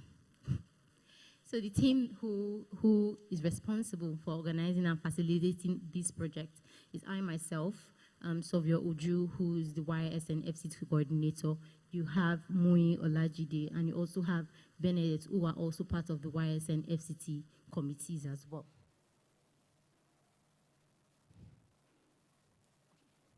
Okay, so these are the team, but we're not limited to this number. We're more than this. So this is just to give you a view of what we look like. So conclusion, I want to really appreciate ESRI and all the host organizations that gave us this opportunity to present what we, the YSN, we are doing and how we want to encourage more users to use GIS and make life less seamlessly for us all. Thank you all for this opportunity. A round of applause for her, please. Mrs. Angela Anyakora, Chairperson, Young Surveyors African Network, West Africa, and Head Community Education Committee, YSN-SCT. Thank you so much. It's now time for us to take that tea break we have been waiting for since 11:30. So we'll take that break. Should we take 30 minutes or should we take 15 minutes? 30 minutes. 30 minutes to take a cup of tea? Okay, the cue. Okay, please. 30 minutes is 30 minutes so that we can leave here in good time. We still have a lot. In fact, when you're watching action film, they say after that we have the again, So when you finish your tea, come immediately to the hall. Please, you can the restroom is behind in case you are you haven't still found it.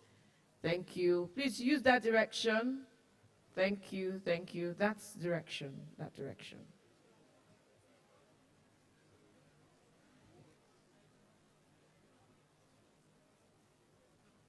For those on the red chair and white, please, this particular direction.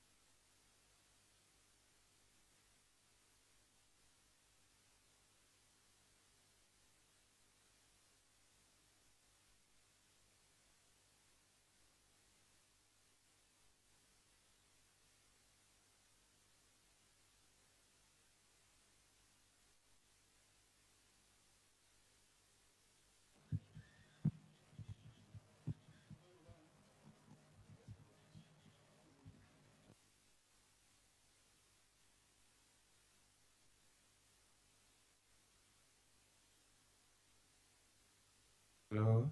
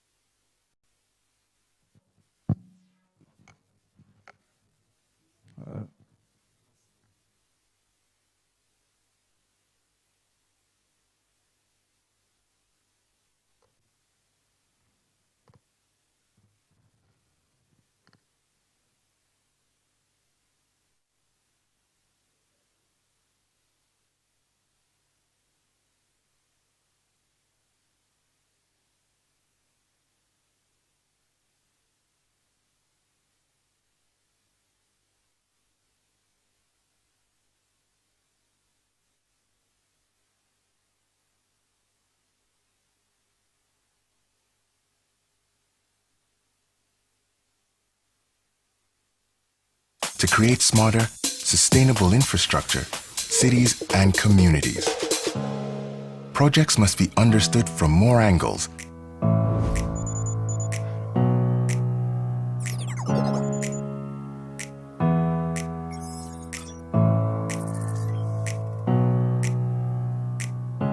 At different scales,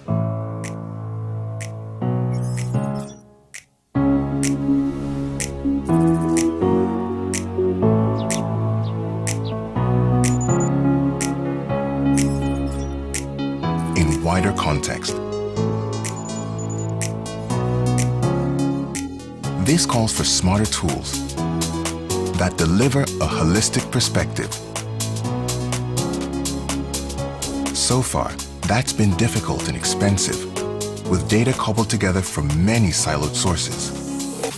But now there's ArcGIS GeoBIM. For the first time, multiple systems are connected within one web app that integrates all your data, streamlining how projects get done, using a location-based geographic approach that gives you the full picture. GeoBIM delivers a new foundation that connects Esri and Autodesk cloud platforms. It brings together GIS and BIM data, reducing complex data handling and file conversion.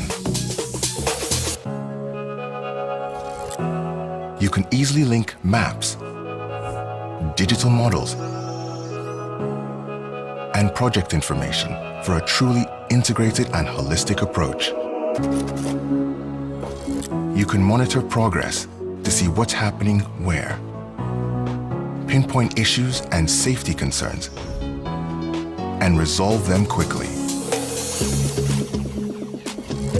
Projects can be easily shared for team collaboration and stakeholder decision-making. Plus, dashboards can communicate project status to everyone.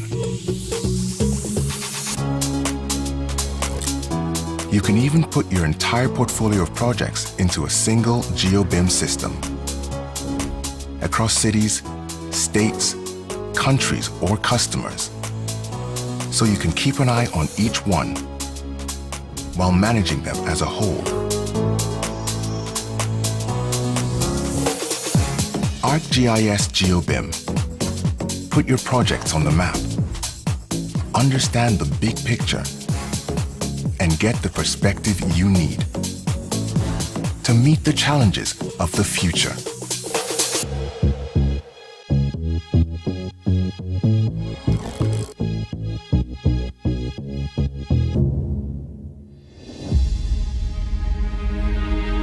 You are the ones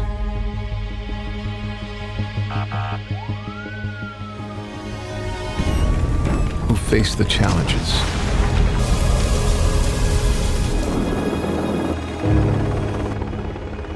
the dangers and destruction that increasingly threaten our world.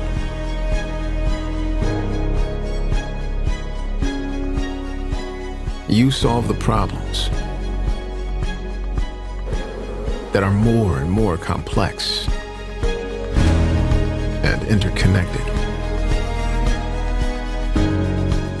to protect places and people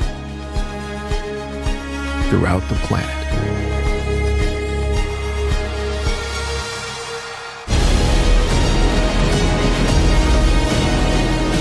Together, with GIS and a geographic approach, we can provide the truly holistic effort it will take to map the way forward toward a more hopeful future. We can better analyze, understand, improve planning, respond faster, act more strategically, inform and guide, and achieve greater impact.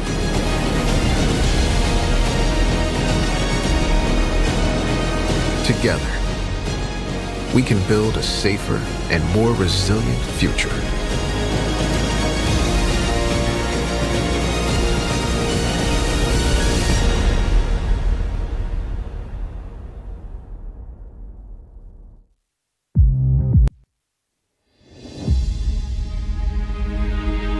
You are the ones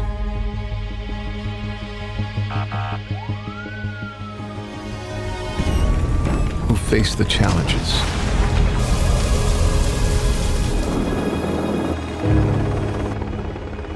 the dangers, and destruction that increasingly threaten our world.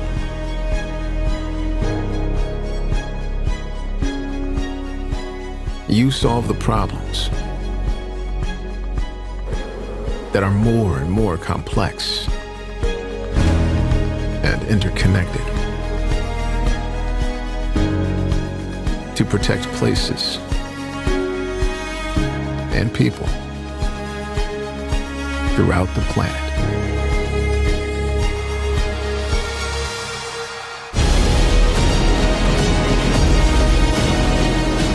Together, with GIS and a geographic approach, we can provide the truly holistic effort it will take to map the way forward toward a more hopeful future. We can better analyze, understand, improve planning, respond faster, act more strategically, inform and guide, and achieve greater impact.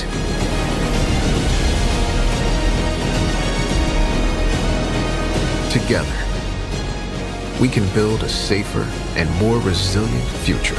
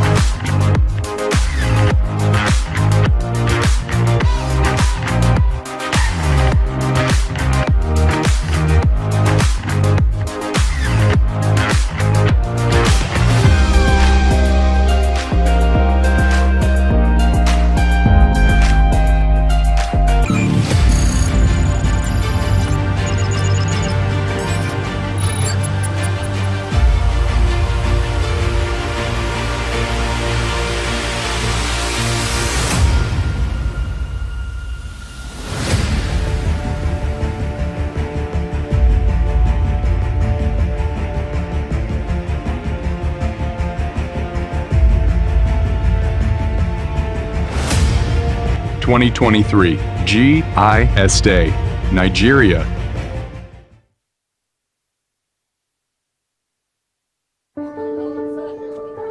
One of the most urgent challenges we face today is keeping our communities healthy.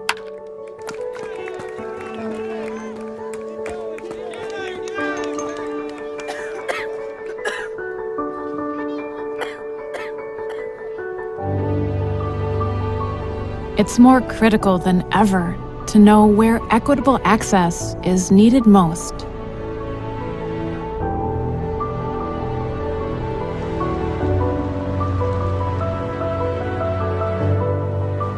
Where to build clinics,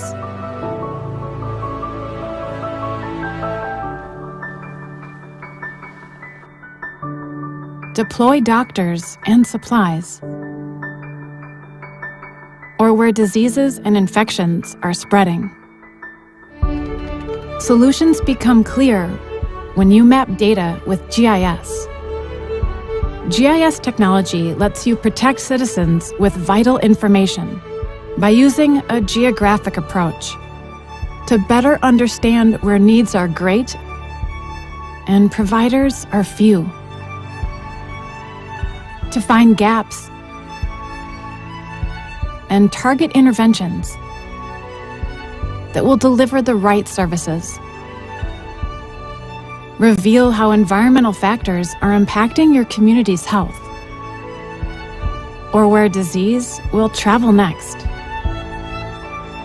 Whether you're a public health epidemiologist, a health risk analyst for a hospital system, a student, or have another role in healthcare, gaining GIS skills lets you improve outcomes and can help you create a safer, healthier, and more equitable future for everyone.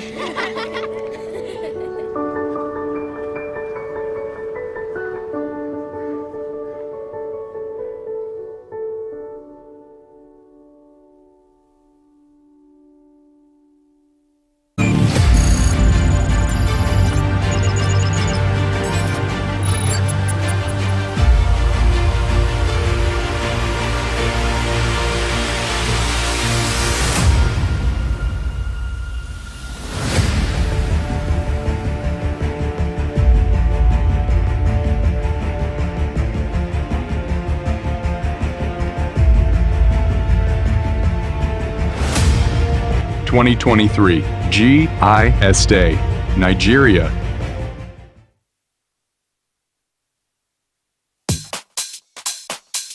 Any way you look at it, designing and building for the future means taking a broader view.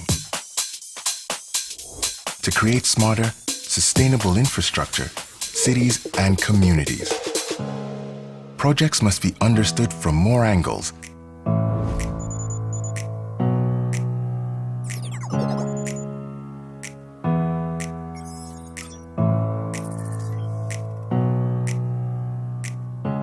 at different scales.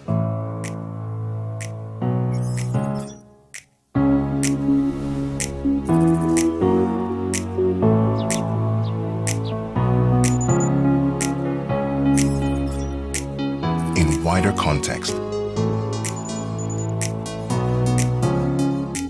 This calls for smarter tools that deliver a holistic perspective.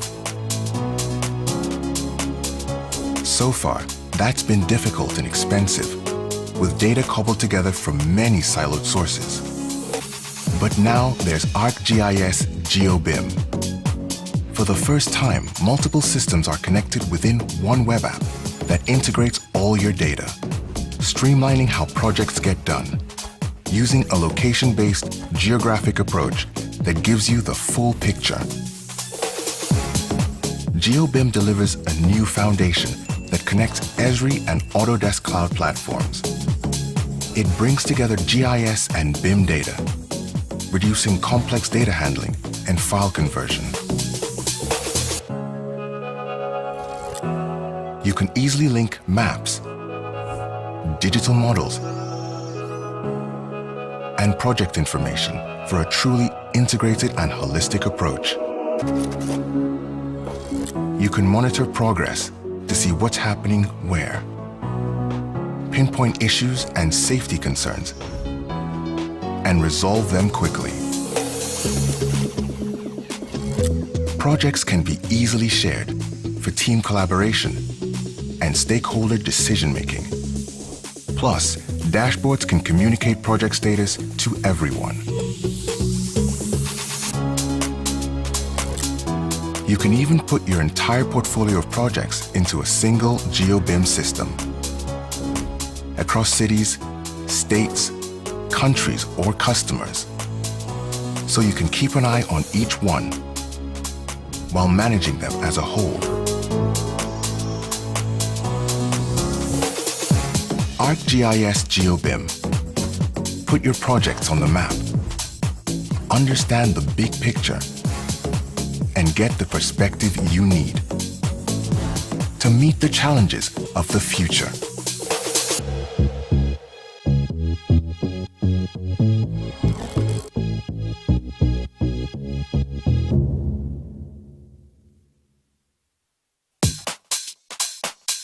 Any way you look at it, designing and building for the future means taking a broader view. To create smarter, sustainable infrastructure, cities, and communities, projects must be understood from more angles.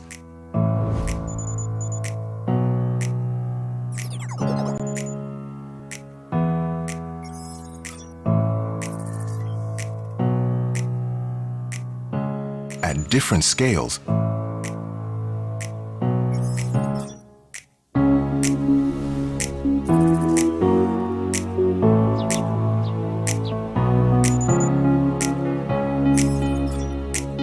in wider context. This calls for smarter tools that deliver a holistic perspective. So far, that's been difficult and expensive, with data cobbled together from many siloed sources. But now there's ArcGIS GeoBIM. For the first time, multiple systems are connected within one web app that integrates all your data, streamlining how projects.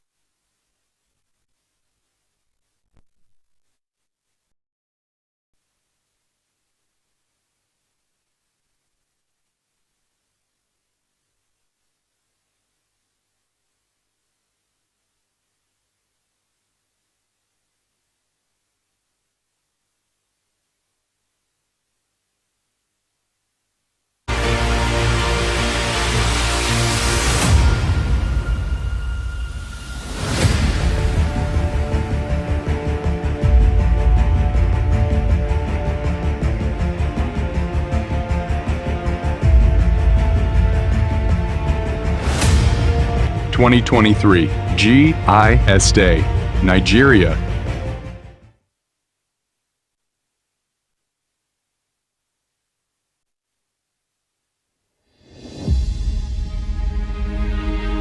You are the ones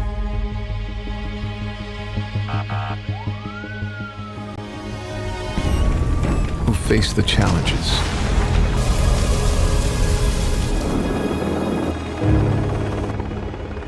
the dangers and destruction that increasingly threaten our world.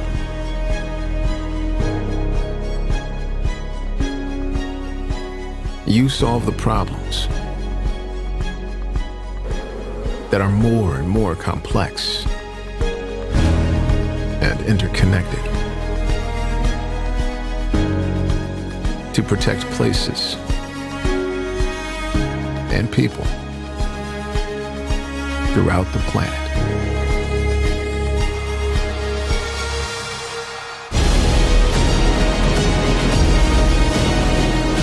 Together, with GIS and a geographic approach, we can provide the truly holistic effort it will take to map the way forward toward a more hopeful future. We can better analyze, understand, improve planning, respond faster, act more strategically, inform and guide, and achieve greater impact.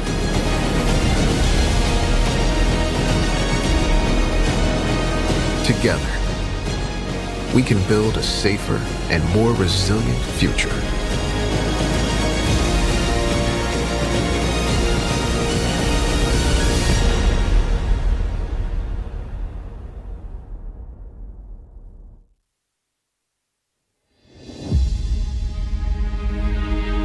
You are the ones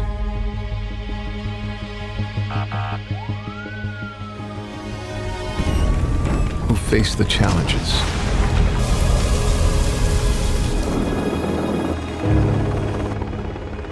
the dangers and destruction that increasingly threaten our world.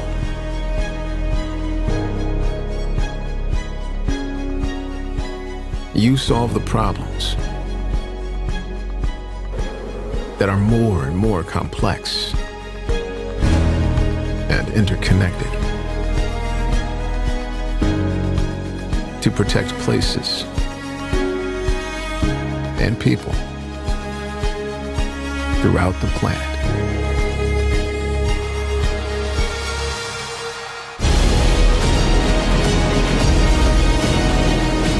Together, with GIS and a geographic approach, we can provide the truly holistic effort it will take to map the way forward toward a more hopeful future. We can better analyze, understand, improve planning, respond faster, act more strategically, inform and guide, and achieve greater impact.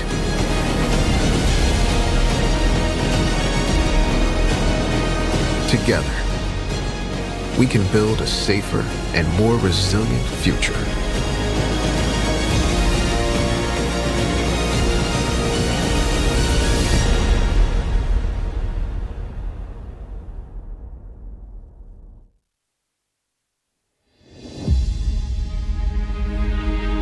You are the ones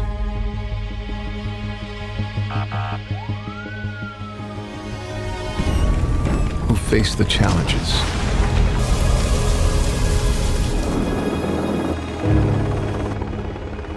the dangers and destruction that increasingly threaten our world.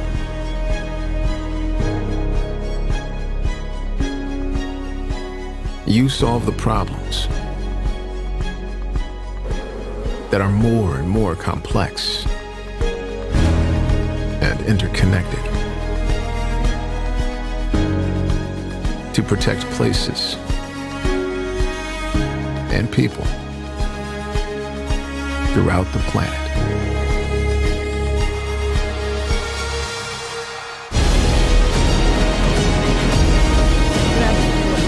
Together, with GIS and a geographic approach, we can provide the truly holistic effort it will.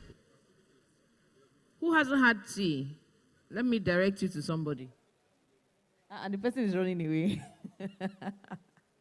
Please, in another 10 minutes, we'll start. You're waiting for those who went for prayers to come back. Are you raising your hand? You didn't have tea? I didn't have tea. Please, in another 10 minutes, we'll start. Exactly 1:15, we'll start. Thank you.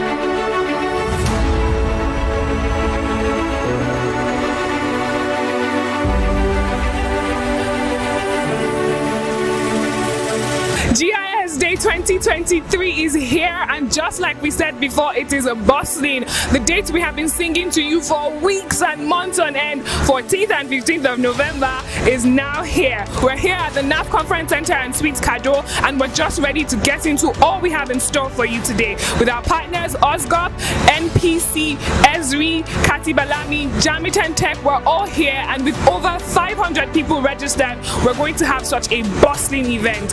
Thank you for joining us, and I hope you enjoyed just as much as we have for you.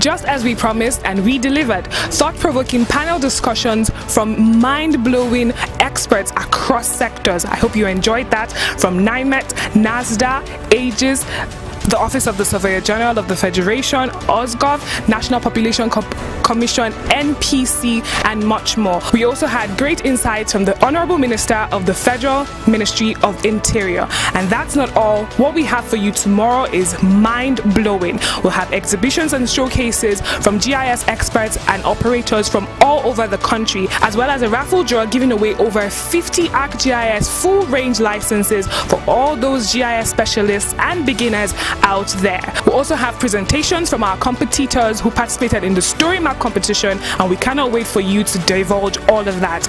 Join us tomorrow at the NAF Conference Center and Suites, Kado, Abuja, the 15th of November, 2023.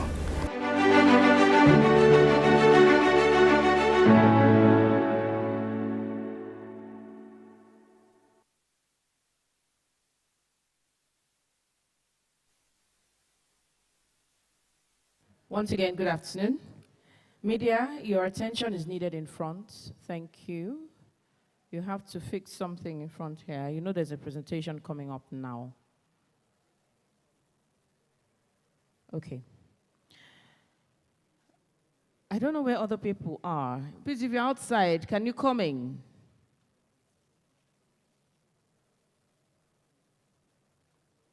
Please, let's get seated.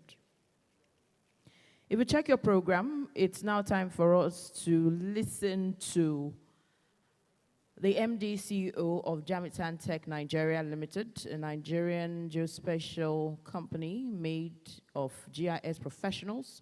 Jamitan Tech is one of the key organizers of this event, and Mr. Olawanle Akinton is going to speak to us on GIS in education, inspiring the next generation.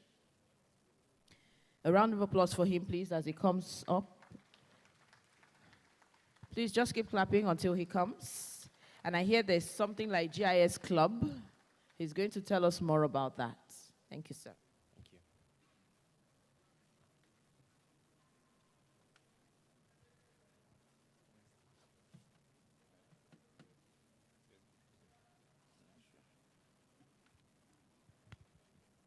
It's connected.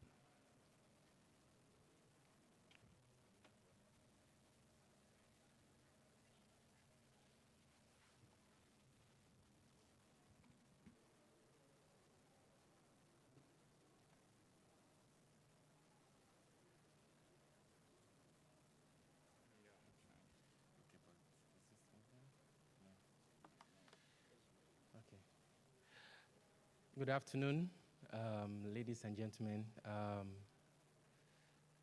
Allow me to stand on existing protocol, Surveyor General in absentia, the Permanent Secretary also in absentia, the Commissioner, National Population Commission, Gassan, yeah, fellow GIS professionals, ladies and gentlemen. It's a pleasure to have all of us here today, and we're happy that you honored our invitation to come. And I'll be presenting GIS in education and how we can inspire the next generation. During our discussions yesterday, many issues were highlighted about the challenges that are facing the GIS, application of GIS in various industries here in Nigeria. And we at Jamitan, we want to think ahead on how we can anticipate future challenges or address those challenges from the upcoming generation. But before we go into that, I would like to give a brief overview about what we believe in Jamitan. We believe, together with virtually all of us here, that GIS is used in directly or indirectly in practically every sector. There has to be a location aspect in whatever problem we are trying to solve in the real life. Even what we call online has the location aspects, because when the IT professionals are trying to determine which server to use, they consider where the server is, which will affect the response time. The latency can be affected. So basically, everything has to do with location. You're assessing whatever you want to assess online has to do with how you're able to connect to the wireless location from where you are to the nearest mast. And so that brings the weight and importance in the use of GIS, and we're happy to be celebrating it together with you. And personally, I feel that in Nigeria, just as we discussed yesterday, in view of the gap we have, where we are not where we are supposed to be, critical industries are meant to be set in place first, so as to drive the other sectors. There are critical industries like we have the telecommunication, we have statistics, we have land. All those critical sectors need to be matured enough to be able to support other sectors. For example, if the telecommunication, in the land industry as well, we have a very good addressing system. Other sectors like those who use logistics to find their way around for delivery and the rest will be able to harness the developments in these various fields. And that is the reason why we at Jamitan, right from the onset, we decided to partner with key solution providers. Esri is very, they are very humble. They don't blow their trumpets so loud. So Gassan was really, really conservative on what Esri has done. Esri is the #1 GIS solution software and services provider in the whole world. They own more than 70% of the GIS market. And we have other critical partners that help us to be able to deliver our services and solutions to our customers. We have Maxa. Maxa has one of the best constellations of satellites producing images to be able to help us, as well as they also run analysis. I remember there was a presentation we did to a state government. Within a short period, Maxa was able to help use some key areas in that state to identify illegal mining sites. And I personally, I found that very, very, very amazing. We also have UCLA. UCLA helps to provide network quality, information on network quality, and we'll be amazed on the level of data they have that they can help the telecommunication industry in understanding the quality of network. And in order for us to be able to do this, we recognize the fact that many of these things are innovative, they are new to us. We want to take that step. And so we need to be able to collaborate with partners that have done this and that can help in supporting the implementation. And so we have some of our critical partners who are also Esri partners, Khatib and Alamin. We have GDI that help us in delivering these solutions. And of course, there's no way we can do this without having the government agencies as well. So in our own little space, we've been able to work together with a number of government agencies like Office of the Surveyor General, like National Population Commission. Personally, I think what National Population Commission is doing is wonderful, and it's what they've been able to do in order to complete the enumeration area demarcation and to also plan to support the first fully digital census in Nigeria. And I think that will change a lot of things. The government will be able to support several other sectors with that data. Avola also mentioned some of the things that the NCC, Nigerian Communication Commission, is also doing. And just like the permanent secretary mentioned, we are working together to help to build an Abuja streets addressing system. And so I would like to give us a little background on how this idea came up. So in various ways, the GIS community have been celebrating GIS Day.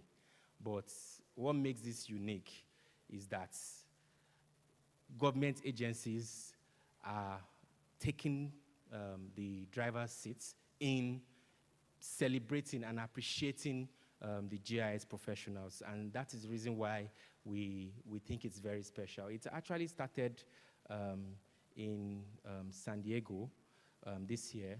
So Esri has an annual user conference every year in San Diego, California. And this year it was wonderful. We had over 20,000 participants in person and online. And we also had some very interesting things that happened.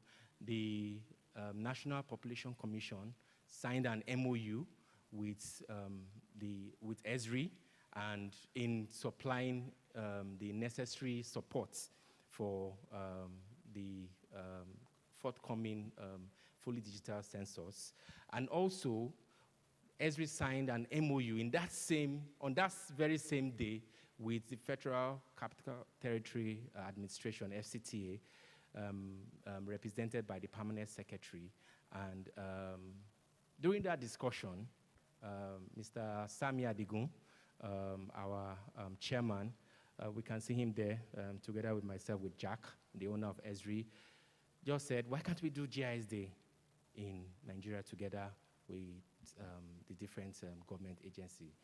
And so bettered the idea, and we thank you all for making this a success. Can we please appreciate all of us for making this a success? Yes, so going back to what we're talking about on how GIS supports various industries. Specifically, I would like to, as in Jamitan, we want to focus on the education industry. I was discussing with Prof. Some days back, and he mentioned the need for us, the gap we have in the education system. So it's key that different people in their different industries understand how they can apply GIS. And that will require training. That will require them understanding, being educated, or learning how to apply, how to use that location intelligence to understand what the solution is, and how to use the tools, the new tools we have, not the old ones, to be able to make that solution and also share it with others. And that's why we have chosen to focus on education. And that brings me to 3 critical values that I try to identify that will actually help. There could be more, of course, but personally, I feel these 3 are at the core of applying GIS in whatever sector we are working with. And that's innovation, excellence, and collaboration. And because applying the GIS technology in whatever we are doing requires an innovative thinking. You need to be able to think, okay, what is the location aspect of this problem I'm trying to solve, and what can I use to be able to solve this problem? And that will require that will require the person to be creative, to think about the various ways to solve this problem. Even understanding the solution alone, or even identifying what the real problem is, requires extensive thinking. And when we talk about excellence, it has to do with doing things to perfection.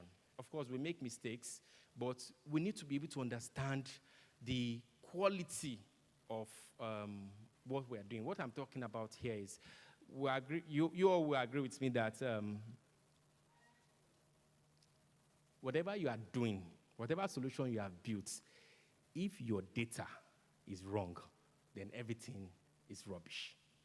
If the surveyor did not pick the right data in the field, then whatever thing is going to build on that has gone wrong from the start. So there's a need to understand the required standards, what we have to do to collect the data according to the required standards, and that will require that we display a level of excellence. And this, of course, does not come at once. There are mistakes. We go, we do it again until we understand how to do it perfectly, at least close to being perfect. And I would like to also dwell a little more on collaboration. There's a need for us to be collaborative, for us to be able to have that connection to share. So Inde mentioned it earlier on during our preparation, that the GIS is not complete if there's no sharing.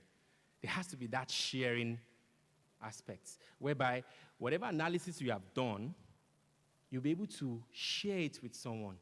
And other people would also have values to add to what you have done. And that now brings up that solution that you can't find anywhere except in a collaborative environment. And that's one of the reasons why, personally, I appreciate the Esri solution, because the Esri solution helps in such a way that you can share what you have.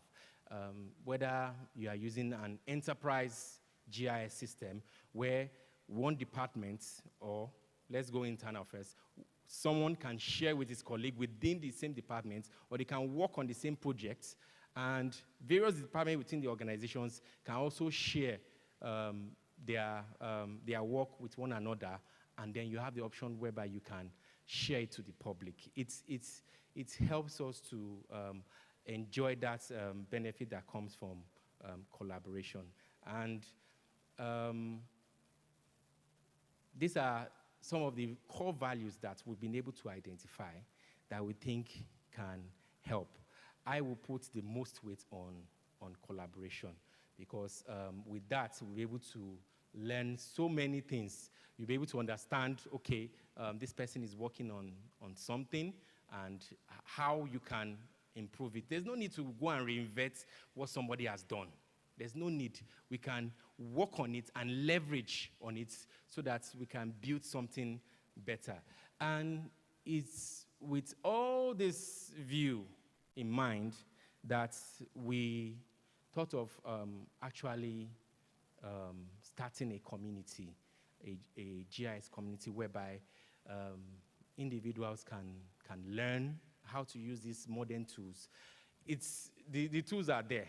So how can someone who is starting from the scratch actually start learning using this tool and learn how to apply it? And it is my pleasure to introduce to you one of our key initiatives. It's called the GET Club, GIS Education Talent Club. So what is this club about?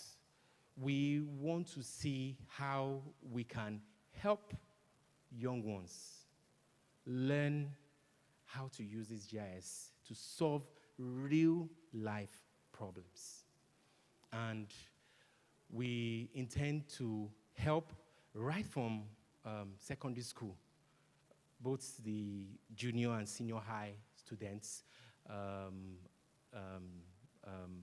higher institutions, polytechnics, universities, to help those who are willing to learn this, learn the use of GIS, of the tools, and see how it can be applied.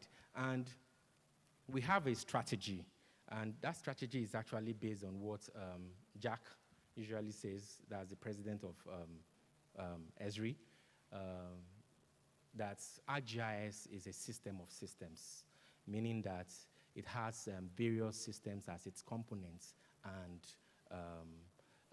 understanding how the system works is very important. And the three critical systems we are talking about are the system of records, analysis, and collaboration. So how does that work? We want to see how we can help these young ones understand the importance of record, just basically database. If your data has to meet a specific standard, your data cleaning starts from the collection points. And so how do you ensure that the data collected is already being cleaned from the beginning, or at least you can start that process? You have to understand how the system works, how the data collection, how to build an application that you can specify that if the user puts in a wrong detail, or whatever device captures a wrong detail, or with below the required accuracy, it doesn't accept that data into the database. And so with that, it helps, it will help one to understand the importance of data and how to ensure that the data meets the required standard, or at least is close to the required standard. And next to this is the system, of analysis. So meaning that, okay, you have collected the data, and you have so much data. What can you understand from that data? You need to be able to use this tool to make interpretations and probably suggestions to whatever agency or office that has that mandate. And so understanding that will now help bridge the gap between using the collection of data and using it to apply it in a real world. And we have mentioned the need of collaboration. It's actually the same thing, the ability to be able to share this data. I personally enjoyed the presentation of Angela from the Young Surveyors Network, where they built this application and they are able to share it with us. We're able to use it. We're able to even give feedback about this, and they can improve on this. if the system of collaboration was not there, we would not be able to understand what has been done. They will not be able to have you know, when you make a solution, it's not 100% done. It's when the user starts coming in that you now start seeing different challenges in that. I'm sure those of us who are in the IT sector of our organizations will understand that. So our strategy is for us to be able to help these young ones to be able to learn how to use these systems and apply it in using GIS. And so what we did was that we actually got in contact with two different secondary schools, and we helped these young ones to understand what GIS is, and brought several solutions with the help of Esri. Just like Angela mentioned, we have various solutions that are free. The African Geoportal, we have, it's free. We can use it to learn how to build some field applications. We can also create dashboards that can be used to analyze some of the data that has been collected. So we help these young ones identify problems that, with the help of their school teachers, problems that we experience locally here in Nigeria, and what they would like to do about that problem. It might not bring out the entire solution, but at least they were able to take a step in doing something towards finding the solution to these problems. So it's a great honor to present these young ones, and we'll be seeing them demonstrate what they have built in solving the solution, in finding the solution to certain problems. So at this point, I would like to invite Funtaj International School, and we have four great minds here that have worked together with their other colleagues. But these four individuals will come out to present to us. They are from both the junior and senior high part of the school. I have Nafisat, Rema, Gerard, and Mark. Please, can you come up?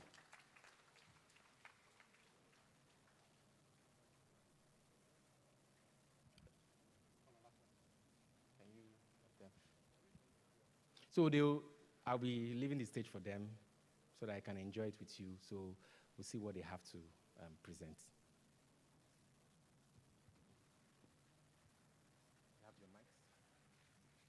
Okay.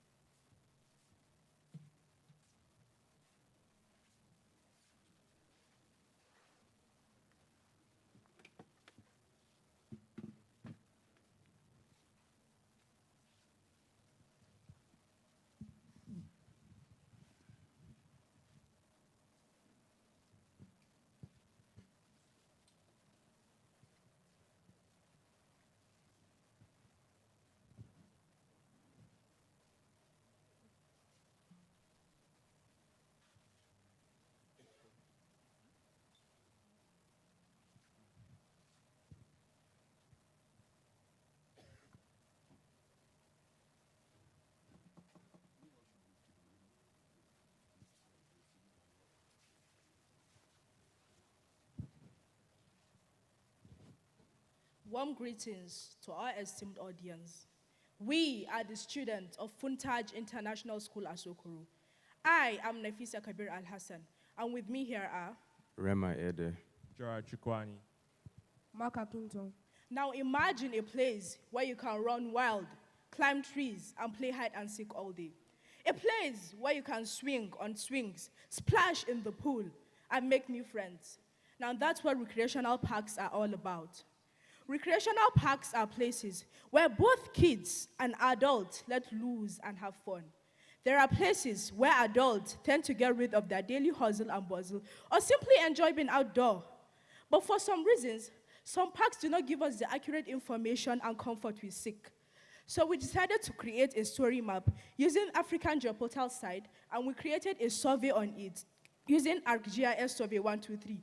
So as the park users will use in telling us the feedback on each park they visit. So as we know the areas in each park that are in need of attention. Here is how we created our story map.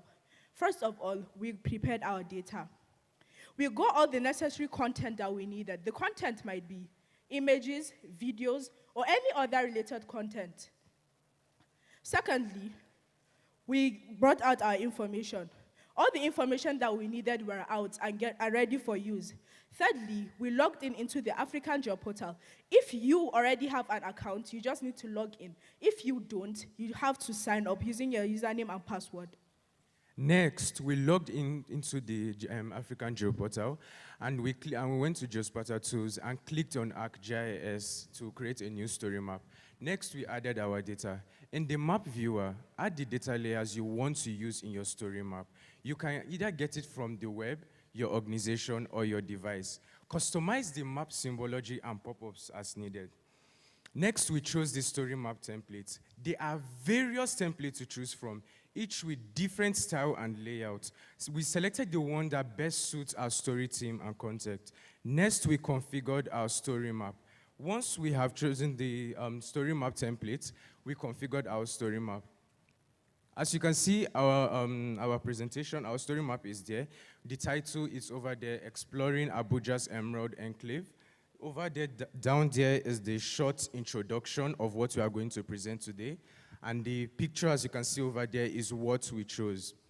Next, you can also, the edit location, you can choose where, for example, if you go down, you would see our park, you would see the park that we chose, which is Central Park, and we chose the location of Central Park, and that is exactly where it is.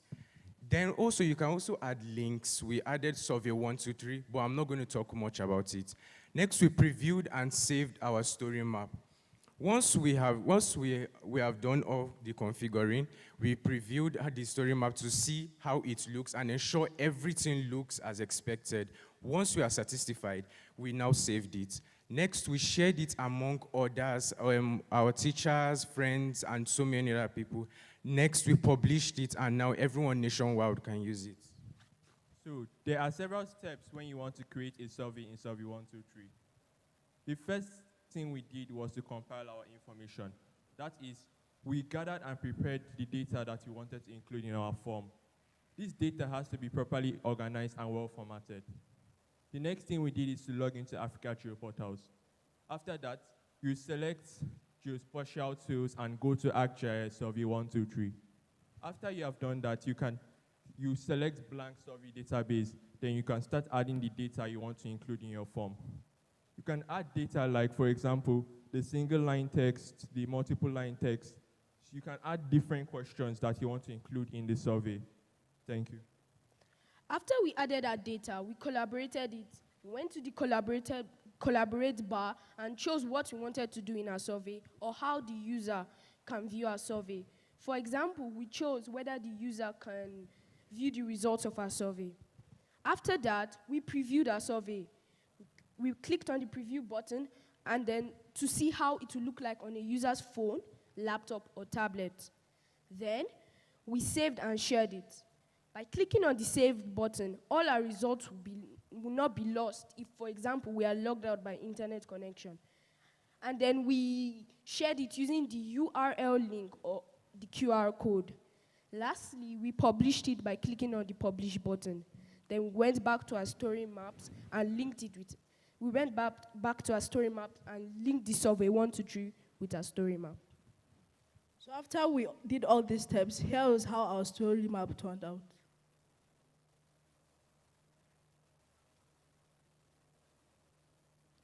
We did 10 parks actually. This is Central Park. That is the exact location where it's located on the map. We did a lot of parks.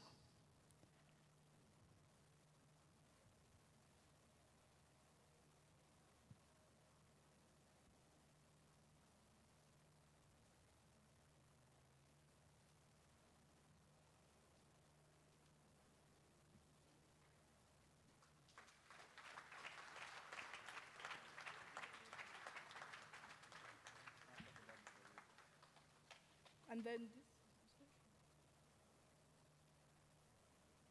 And then that is the survey on it. Then we have our barcode that you all can please scan with your phone and give us feedback on each of any parks there that you've visited. Thank you. Have a nice day ahead.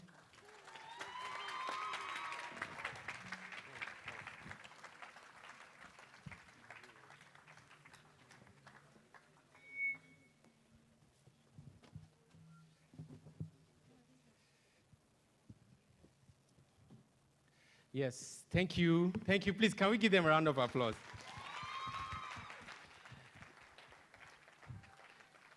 Yes, so that's one thing that they agreed to work on as a group. Yeah. So next we'll call on Start Right on 4 brilliant girls. Funny enough, when we were starting this, the guys ran. Yes, they ran, they ran away, and we had only the girls. So, please, a round of applause, please. Yeah. So, but of course, when we started, they wish they had not missed that opportunity. But maybe they will come with the next batch. So, with me here, can I have that laptop, please? Okay, so with me here I have Alima, Imani, Cherish, and Yumu. You have the stage.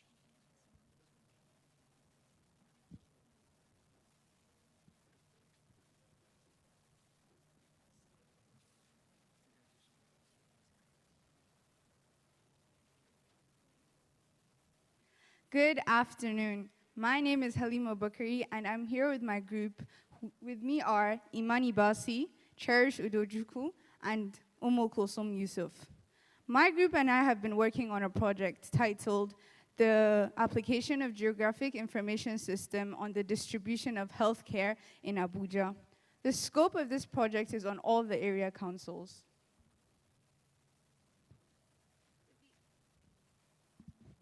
With the aid of Jamitan Tech, we derived our primary data from the Nigerian Health Facility website and converted this data into a map. This map has 3 layers. The first layer shows all the local government areas in Abuja. The second layer shows all the healthcare centers in Abuja, both government and private owned, while the third and final layer shows only the government healthcare centers.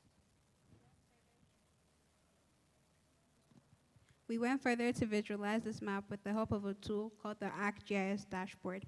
The ArcGIS dashboard helps users to convey information by presenting location-based analytics using interactive and intuitive data visualizations on a single screen. There are a few associated functions. We can add indicators, pie charts, and bar charts. Let's walk you through some of them. So using the Add Element tool, we added an indicator that shows us the primary healthcare centers across the area councils.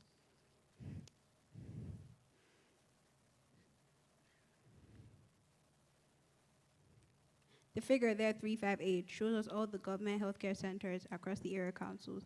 We then filter it according to the type and the value.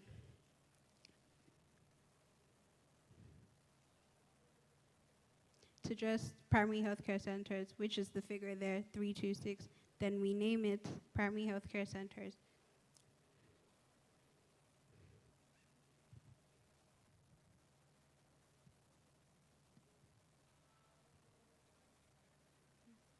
The second feature I will show you is the pie chart.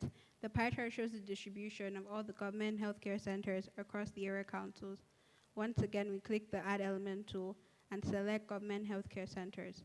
We then choose the appropriate layer and give it the category field name, local government name.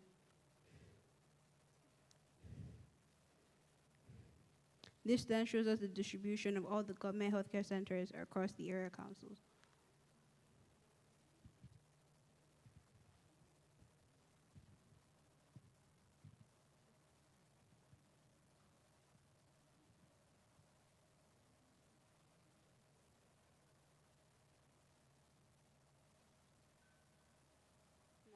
See, the pie chart there shows the distribution of all the government healthcare centers and the 6 area councils in Abuja.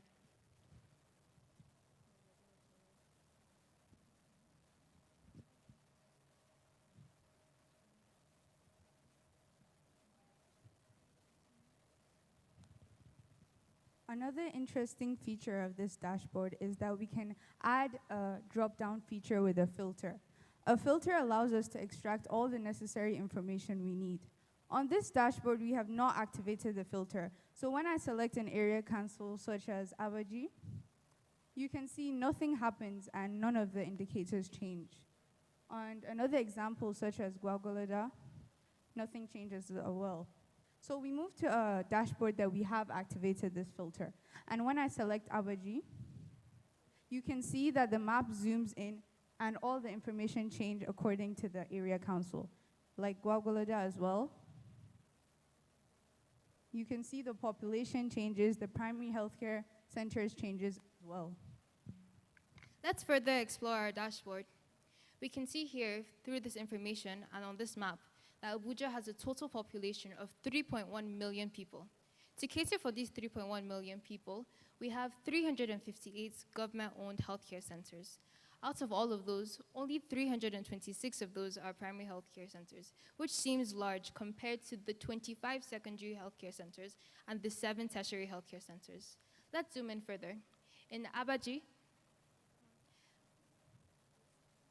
in the municipal area council that has a population of 1.7 million, which is just under 2 million people, it has 134 primary healthcare centers, 18 secondary healthcare centers, but only 6 tertiary healthcare centers.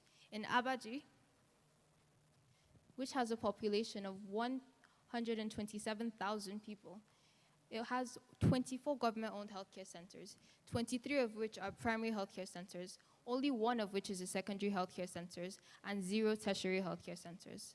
I'll take one more example. In Gwagwalada, that has a population just under 500,000 people. It has 39 primary healthcare centers, but 0 secondary and tertiary healthcare centers. Tertiary care, by the way, refers to special care, things like dialysis or heart surgery. Let's take a look at our pie charts. Our pie chart shows the percentage distribution of government-owned healthcare centers all across Abuja. Through this pie chart, I think it's quite obvious to see that the municipal area council has by far the largest majority of government-owned healthcare centers, while the other area councils have a much smaller percentage. This is a problem because the other area councils are then left to struggle to accommodate all the ill. And because of that, we have some recommendations to make. Abaji requires additional secondary and tertiary health care to meet the rise in population. Gwagwalada requires secondary health care and also additional tertiary health care. Kuje requires secondary health care and also tertiary health care. Amak is okay where it is, but then there can still be improvements on all the healthcare centers. And lastly, Kwali also requires secondary and tertiary health care. We hope that through this map, we've been able to further exemplify to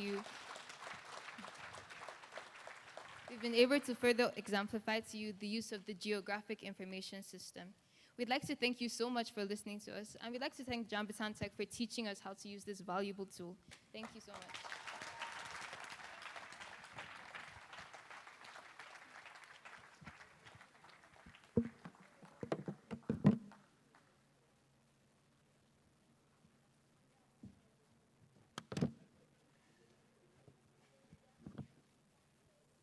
Please, another round of applause, please.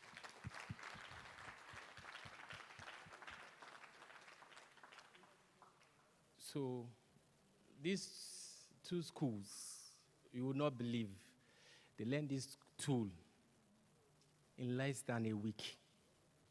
How to use it in less than a week. So, we now imagine if we're able to extend this kind of training to other schools, public schools. And there again comes the importance of collaboration. We know we need supporters because many students are also, they are smart, but they don't have the ability to be able to get the the system, the laptops, the systems required to be able to learn these tools would need support. And so we know there are going to be challenges, but with this presentation, it makes us happy, and we know that it's possible to be able to overcome these challenges. So as I mentioned earlier, we will be moving to other schools as well as helping these ones to also go to the next level, where young ones can actually do analysis and make interpretations that can be useful in solving real-life problems. And we created a website where this will be coordinated and where schools can register. It's open to secondary schools, higher institutions like polytechnics and universities. And we have a website. Please, media, can you project this? Yes, so we have a website at www.getclub.gisd.ng. You could scan the barcode, you could take a picture, and later on you could visit the website. So Get Club, the Get, G-E-T, is GIS Education Talent Club. So as we go on, we hope to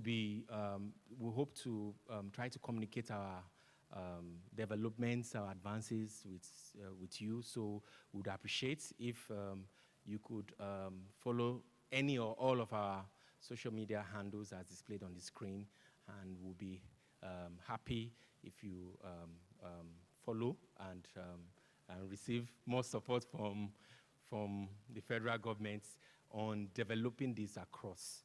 And with that, we'll be able to build a stronger generation. Then, it's not me. Thank you, Jamitan. It's not me. It's not me. So at this point, I would like to recognize the efforts of my team. They are wonderful guys. They are wonderful guys. And I want to specially appreciate them for helping to implement all the ideas that the committee for this event gave and following up on them. So please permit me to call them on stage. I hope nothing will spoil if I call them up on the stage. Please come up. Samuel, Lovett, come up, please, come up. OD, where's Rita? Rita, Sylvester, Jude, Bello, Esther, everybody. I want to say a big thank you to you guys, because you guys actually helped to make this happen. And please, can we give them a round of applause, please? You're actually here too now. Your picture is there. Come up.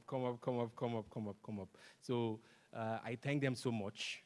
They're also fast learners. They've assumed roles and worn hats that they were not supposed to wear. I'm sure planning committee, if anyone is here, you will know Lovett. She's always here. It's like she feeds on disturbing you. Yes. And the technical crew, I want something and they get it done. Please, a round of applause for them. And thank you very much. Yeah, thank you. So I want to say a special thank you to the different organizations that send their representatives to the planning committee, the Office of the Surveyor General, who helped to man this initiative and helped to use their office to drive this Surveyor in Day. Thank you for your immense participation in representing OSGov in the planning committee. In absentia, I would like to say a big thank you to Mrs. Adebayo, Commissioner, sir. Mr. Adebayo really helped in playing various roles in helping to make this success. NASDA, individuals that also joined both directly and at the back. And thank you so much to all of you for coming and helping us celebrate GIS Day. Unfortunately, I did not, there's something Gassan said I wish I put in my slide. Happy GIS Day.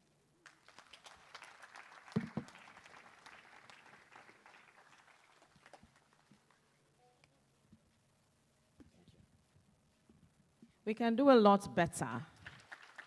When I was their age, I don't think I performed like that. I did not perform like that. Okay, GIS didn't exist then, right? It did.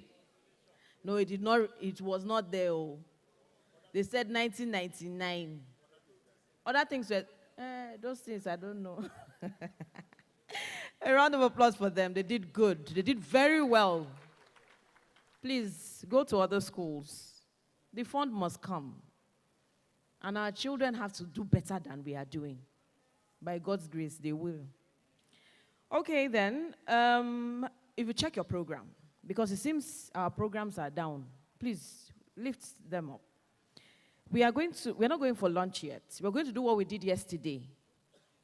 We're going to go for lunch, then go home. So we're going to take before then, we're going to take a speech from NPC, the National Population Commission, and we're going to have Chief Engineer Benedict Ukbong, FNSE, the Federal Commissioner NPC, to come speak with us. He's representing the chairman, right? You can come up stage. A round of applause for him as he comes up stage. After that, we'll still have NPC to speak with us. Mrs. Arukwe is still here. Remember, she was here yesterday. She will still talk to us. Thank you very much, the MC. Good afternoon, everybody. Good afternoon, ladies and gentlemen. Thank you very much.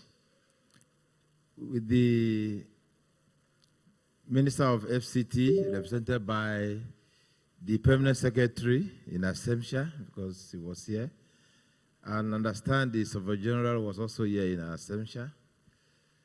I want to stand on the existing protocol, but I want to really, say that I'm here to present not a speech per se, but a goodwill message from my chairman, who was represented yesterday by our director, and today I stand in for him again because he was actually supposed to be here in person.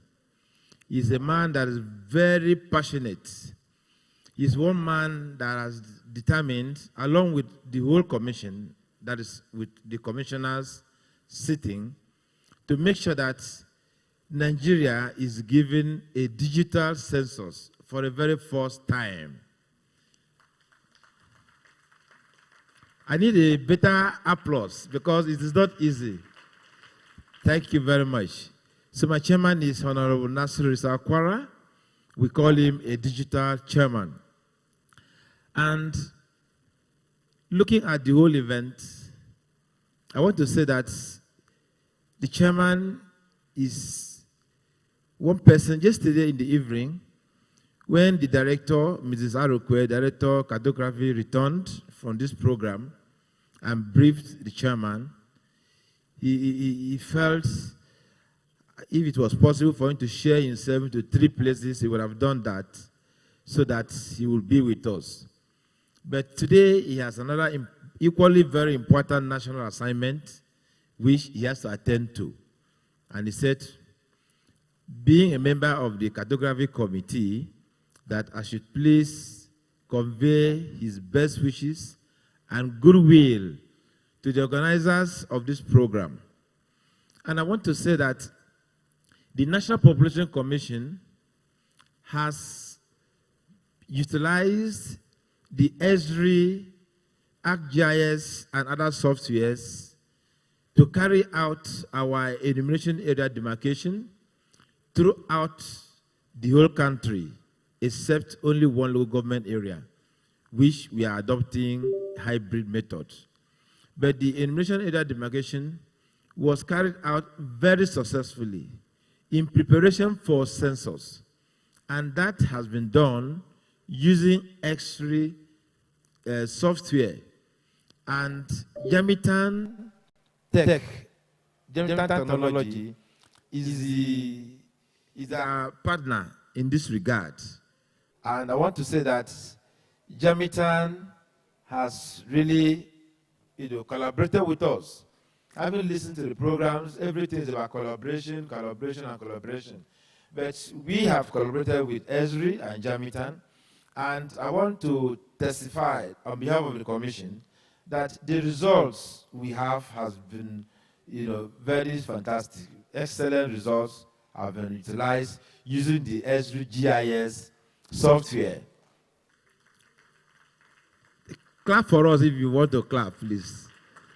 Thank you very much. But I want to say that the success story, is demonstrated already.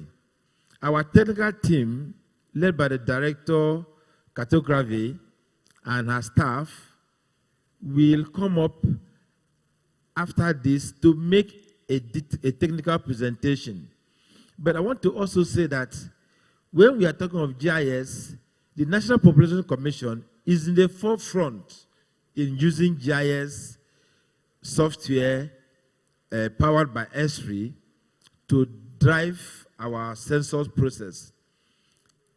MPC is a leading government organization to produce demographic data for national development.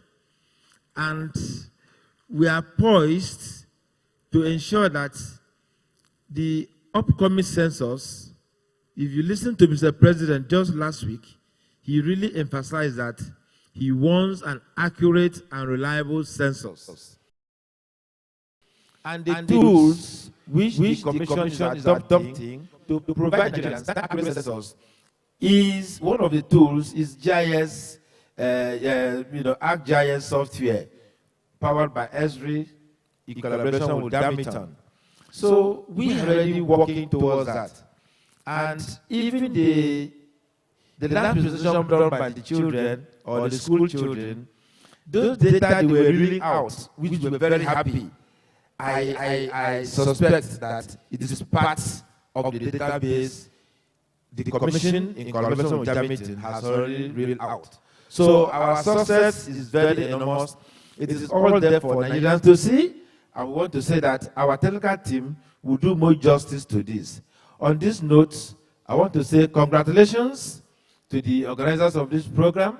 I want to say congratulations to Esri. Congratulations to all of us. So happy GIS Day and God bless you.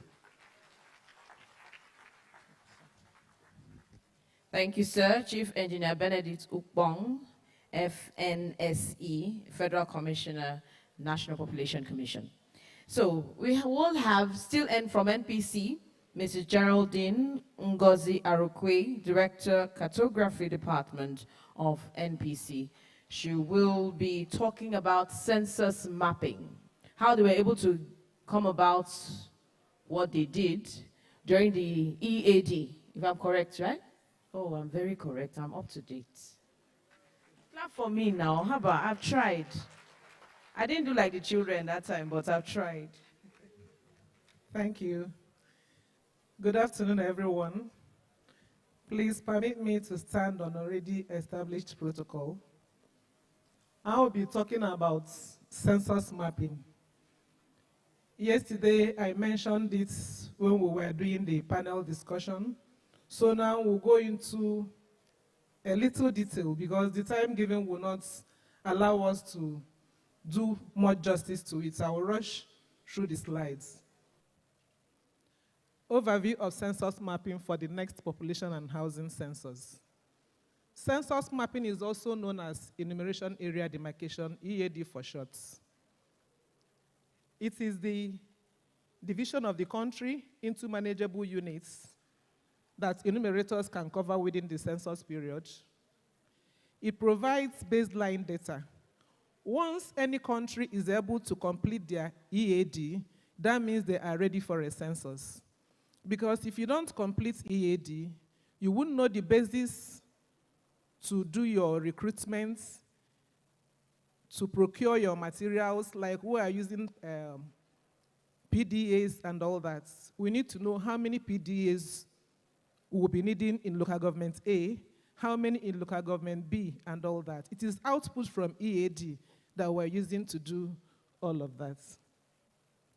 So for EAD for the next census, we started in 2014, like I mentioned yesterday. We did a pilot in a local government area in Ondo State, where we tested our methodology, our instruments, and all that. And after that pilot, we did the remaining in phases. We had phases 1 to 18. In all of that phases, when we started, okay, let me take paradigm shifts, a little bit of history of EAD for other censuses. The first attempt at creating a census EA map frame for Nigeria was in 1973, for 1973 census. That time it was done primarily through the traditional method. The EAD for that time covered only the inhabited areas.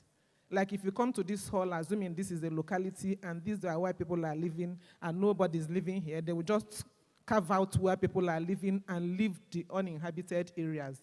That was what was done that time. But you and I know that within a week, a month, a building can spring up. So that was a major fault of that particular enumeration area demarcation. Then later, for censuses 1991 and 2006, we also did analog method, but we covered everywhere. We didn't have to do only inhabited areas. We covered every part of Nigeria, whether there are buildings there or not, because we know that buildings can come up anytime. So for all of that, we did for 2006, use satellite imagery. For 2006, we can say it's semi-digital because we use satellite imagery in some urban areas.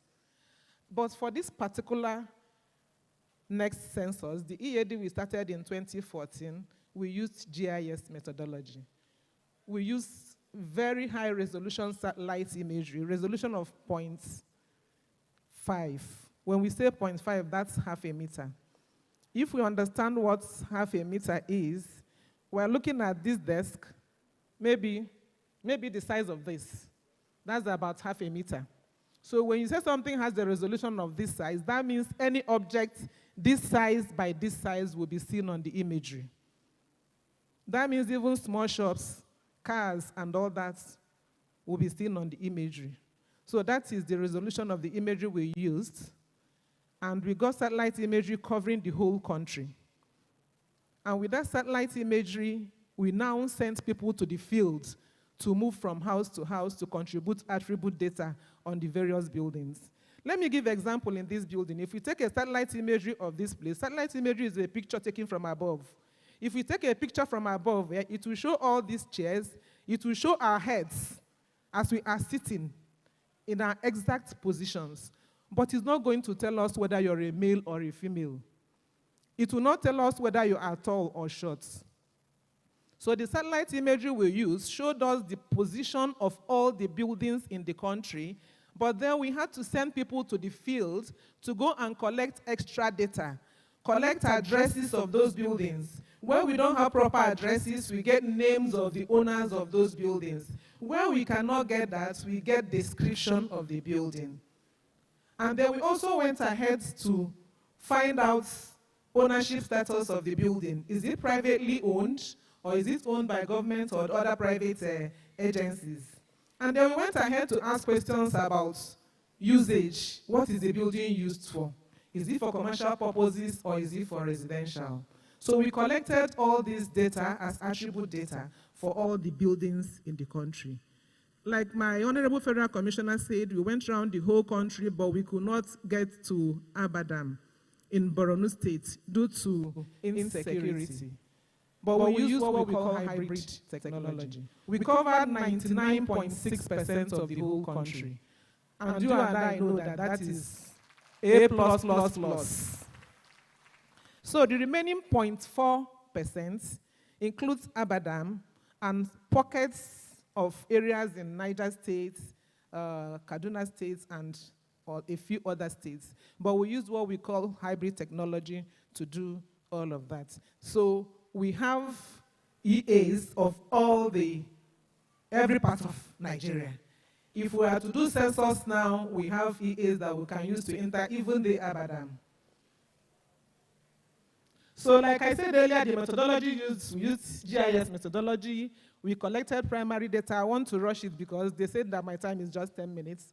We collected primary data, and coverage is 100% by regular EAs and by hybrid. Hybrid is for the 0.4%. So the current digital mapping journey started in 2014. And when we started in 2014, we were using paper. We printed paper forms that we used to